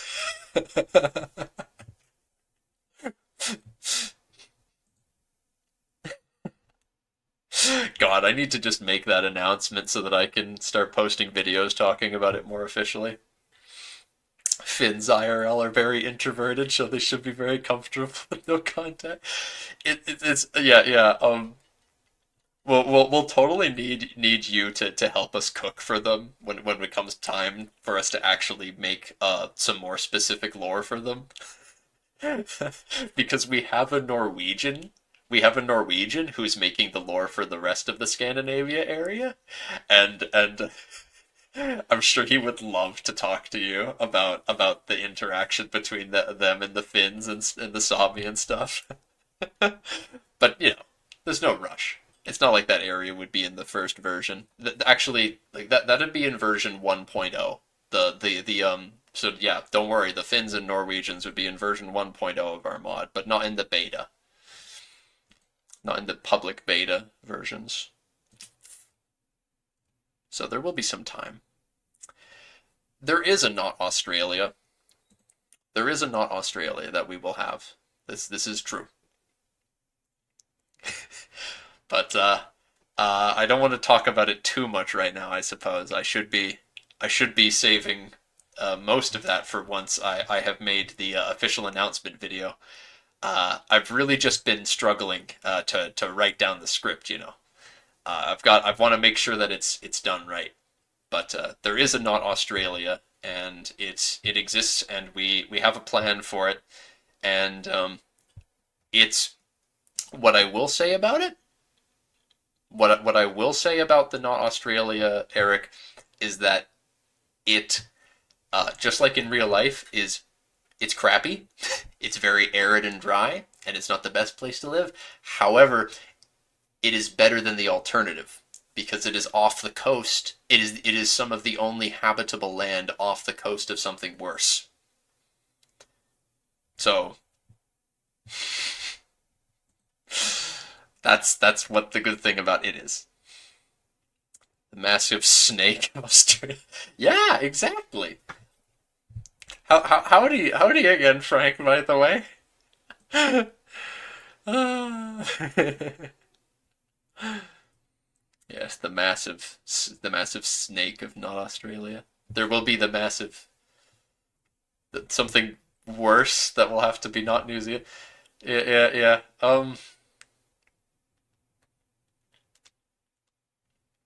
The water that disintegrates you. Yeah, yeah. Remember when my little brother, Frank, remember when my little brother, he came into the room while we were talking about the fucking water that disintegrates you? And he was just like, "Oh, and then this is how you could try and deal with it." That was so cool. It's like, this is okay. Yeah, so it does this. This is where it is. Yeah, okay. But I got ideas. Yeah. Yeah, that was so great. Yeah. By the way, Aim, does this image here make your heart sink? Does this fill you with joy? I must know. Does this image spark joy within you?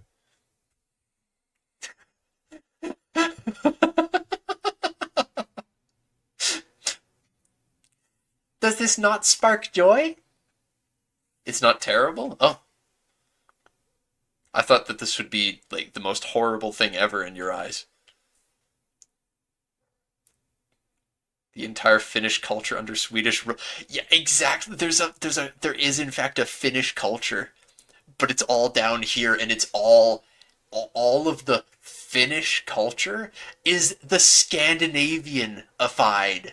Presumably, this culture that is Finnish is all the Scandinavian culture group people here. At least we exist and have walls. You do not have fucking walls. You do not have motherfucking walls. That is a big fat lie, and you know it. Oh wait, wait. I mean, I guess they kind of do because they're societies of pops. Yeah. It's technically have Karelian origins, so it's okay. Oh shit.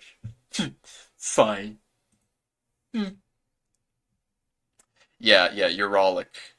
No, wait, no. The actual okay, so the Finnish culture, like the culture that's actually called Finnish, is Uralic still. I thought that it was going to be in the Germanic family,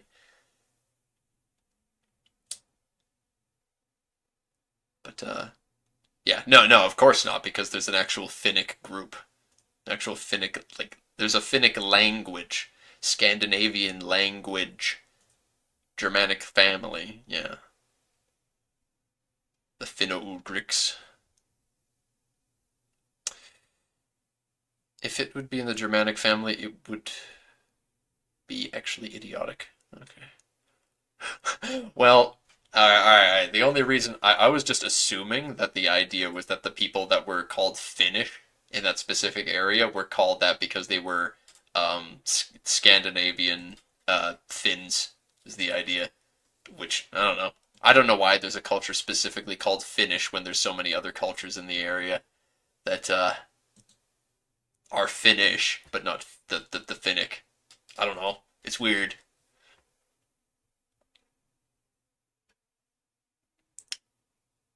Their language dialect. So that yeah, these are all the Finnic. So Finnish underneath the so yeah, those are all the Finnish cultures, I guess. Yeah. Vikings? What about Vikings? What? Mm. Many people learned Swedish and converted to Christianity, but that was about it. Hmm.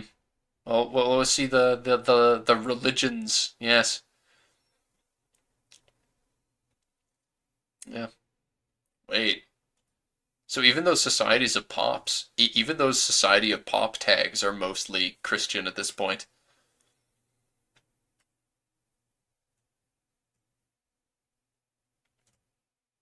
The the Sami are one of the only tags left in even this area that is something other than Catholic. Whoops.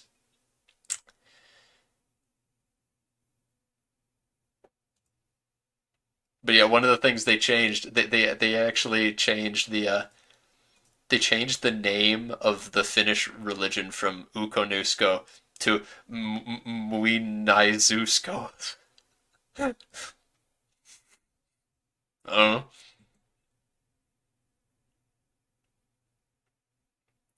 raw materials. Hey, I mean, there's lots of lumber in Finland.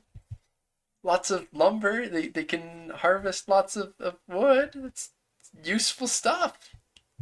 It's good resources, you know? It's lumber. Yay. And Buenai Zusko means ancient faith. This is not great. Mm. I don't know what they'd call it at this point. So the thing is, aim. Thing is, aim. If you end up helping with the cooking, if you help us cook for our own Finns in our mod, then that means that you're going to be coming up with a name for the religion. Hmm? Mind you, most people in the region will follow the same religion. Finns and Scandinavians, most of them, not all of them. Most of them will share the same religion, so there will be exceptions, but and there can be different religions in the same family, I guess. Yeah, that would make the most sense. IKEA will rise. Yeah, because it got all the lumber. That's right. All this lumber for different furniture. Yeah. They've got horses. All right. Finland's goaded. It has horses. Oh my goodness. Wow. And to feed themselves, they've got livestock and fish and wild game and a single tile of actual like farming. Crazy. Oh god, but they don't worship some god guy who helps them with living in an icy hellhole.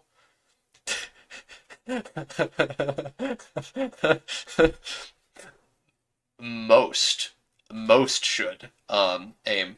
Most of the not Finns and Scandinavians should worship the person that helps them live better in the icy hellscape, because if they don't, then that will be a problem. because they will not be doing quite so well.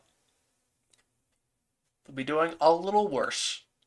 Just be saying we'll make things not so great. The inland fish RGO is hilarious because it's all around lakes here. There's all of these marsh because it's all marshland next to these lakes. It's like I don't know, guys. I guess they fish. Uh, Scandinavia in like we're making fun of Finland specifically because AIM is here, so poke him, just like heh heh, AIM, look how bad it is. It's all lumber and wild game and stuff. But even Karelia is actually usable. I mean that's what like I mean he's of Karelian descent, so he doesn't care. Like Karelia, yeah, I'll just just develop Karelia instead.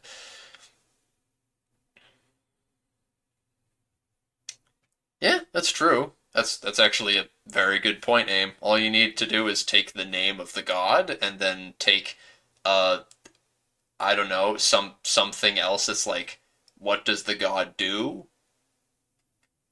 I don't know, the path of insert this person's name and then finify. Finify. Ooh, make it Finnish sounding. Finify the god's name and then use a name in Finnish language for the path or something. Path of this person. The love of this person. The praise of this person. The wisdom. Yeah, it's Finnism.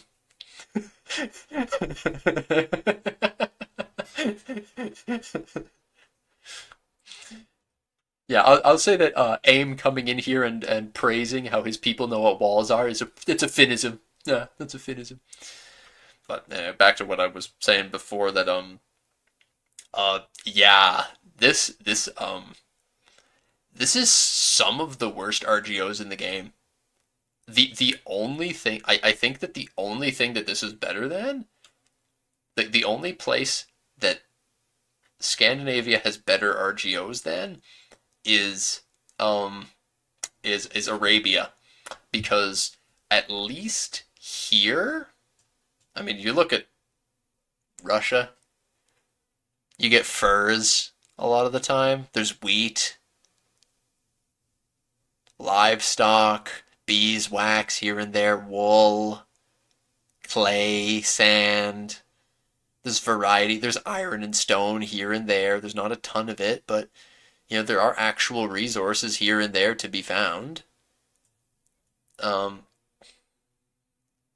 Lumber thing is realistic though. Basically, the only real resource economy in most of Finland is lumber. Fair enough.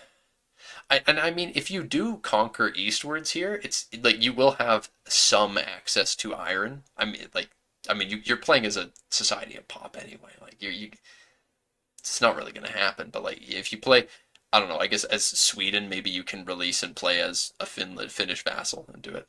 Maybe that works. But if you're playing in this area, you need to go east,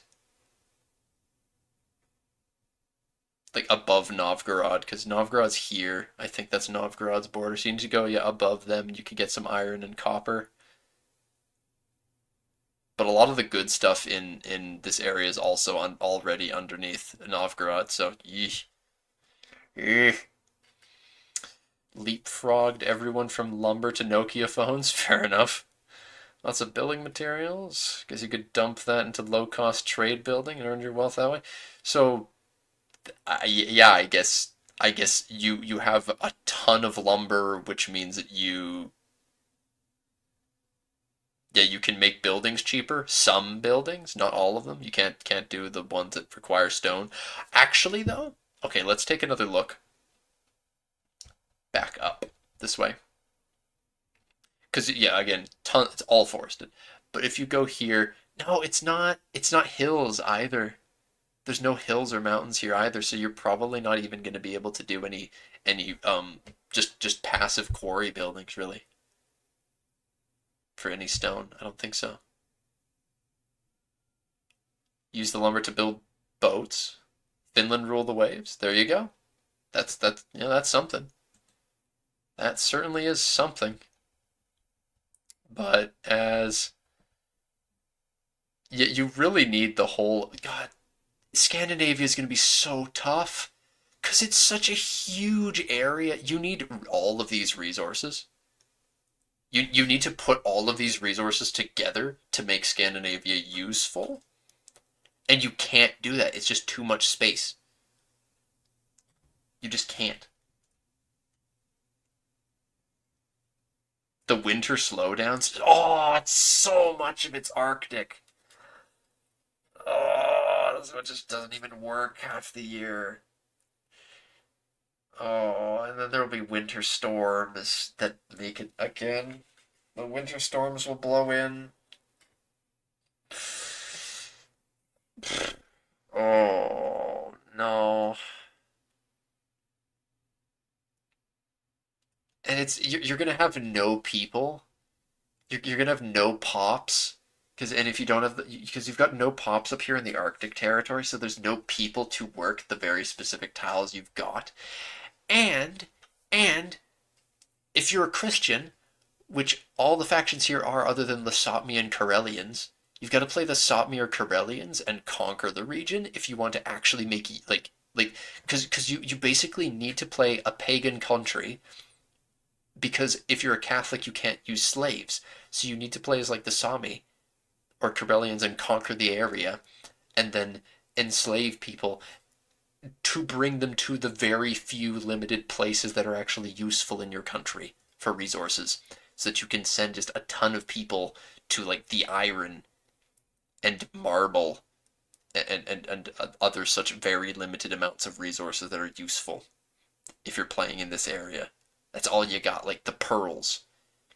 You can't even make jewelry with the pearls. Like you've got the pearls, but you can't make the jewelry with them because you don't got silver and gold. The two marble locations, all that's up here. There's one here. There's one marble there. There's one marble next to Stockholm a bit. There's another in the far north. There's actually four in Scandinavia. Yeah, there's four marble in Scandinavia. But the problem is, outside of Norway is the only one because of how much mountains it's got. Honestly, I like Norway the best.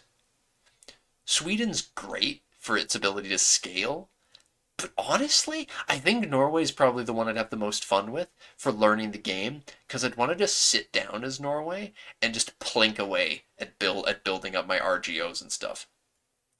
I'd love to just sit down and be like, all right, I'm gonna plink away at dropping down the cost of stone and lumber, and they've even got silver. They don't have anything else that they can make jewelry with because all of the pearls are all the way in the northeast coast in the Kola Peninsula.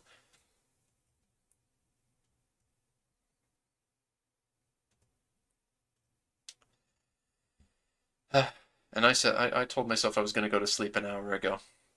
I need to have a nap before I go to work. I got to wrap this up soon. Otherwise, I'm not going to get enough sleep.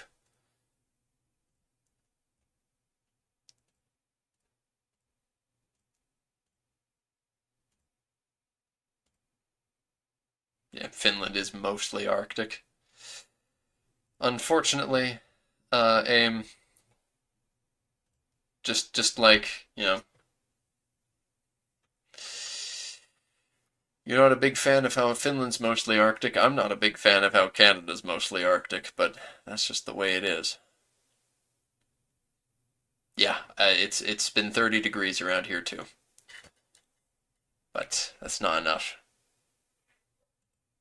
I don't know. But we can see, there's a couple tiles here. It's kind of neat. You can see a couple tiles in Sweden and there's one in Norway. There's actually a place in Norway that has a substantial minority of Norse. Asatru. So maybe Norway into a Asatru playthrough is actually feasible.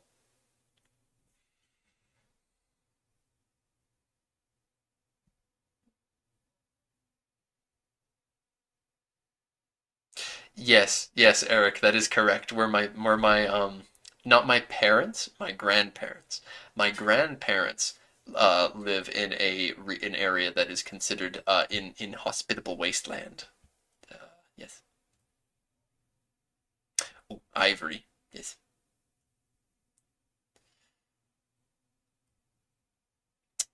But no wood. There's just no wood in Greenland. But there is some. There is some wood in Iceland. Like Iceland's an actually feasible game, but Jesus Christ, Greenland is just ridiculous.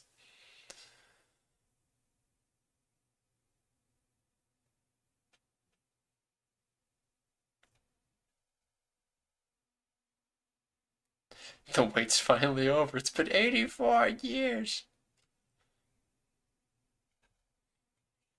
Yes, I love the Greenland RGOs. The most amazing things ever. It's fish and wool and oh, I mean, there's stone. You could build stuff with that, and there's some ivory here and there.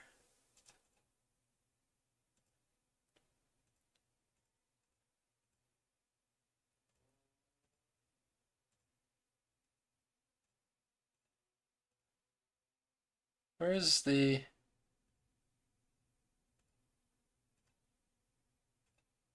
Oh, they're not showing a location map of Greenland. So yeah, I guess the location map of Greenland didn't really change.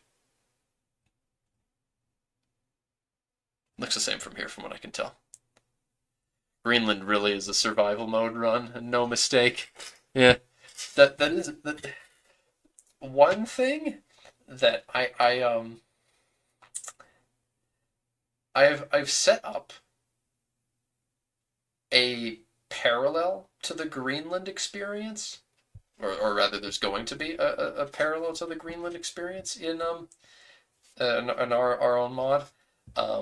There's two tags that are going to be semi near each other in the region as well. One that's a native culture, and one of them that's the foreign colonizing culture. And the native culture in the region will, as a result of their faith, be better suited to the environment. But the colonizing one is going to be in an even worse spot. But the one advantage that they have that Greenland um, in EU5 doesn't have is the fact that they actually have colonizable land that is next to them that you don't need to go overseas for. So you'll be able to colonize and actually interact with some societies of pops in the really shitty land next to you, instead of needing to go all the way across the sea to some useless like land that you just can't get any control over. Some people were complaining that you should be able to colonize from Greenland at game start. I mean, Greenland is able to explore and colonize, but only Greenland. Only the Greenland tag can. Norway can't. I think that's something that the student, maybe?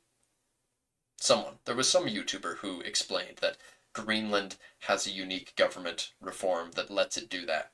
However, it's still extremely expensive. So hopefully they make it so that the cost for them is also able to make it feasible for them to do it as well. Um, I hope that when playing as Greenland, you'll be able to feasibly with your terrible finances afford to colonize. I just don't want the AI to do it. I want as a player to be able to sit down and for cheap explore, and then for a decent investment start to colonize. But I don't want the AI doing it. With what wealth and ships, you can eventually do it. You just need to build up to it. Yeah, exactly. Yeah, you shouldn't be able to just immediately do it, but I think that supposedly they haven't given Greenland any buffs to the cost. Um, and they're treated just like any other country when it comes to the cost of colonizing. They just have access to it, but they don't have any feasible way of doing it income wise. Game Start, you can't even make a city to make the shipyards. Yeah, yeah. Eh. You don't. It's all rural. It's literally all rural lands. You don't even have any towns. And as we've seen from the the gameplay we got to see of Greenland, you at game start, what you're going to be hoping and praying for is a parliament issue that will allow you to create a town despite not having enough pops for it, which is quite amusing to me.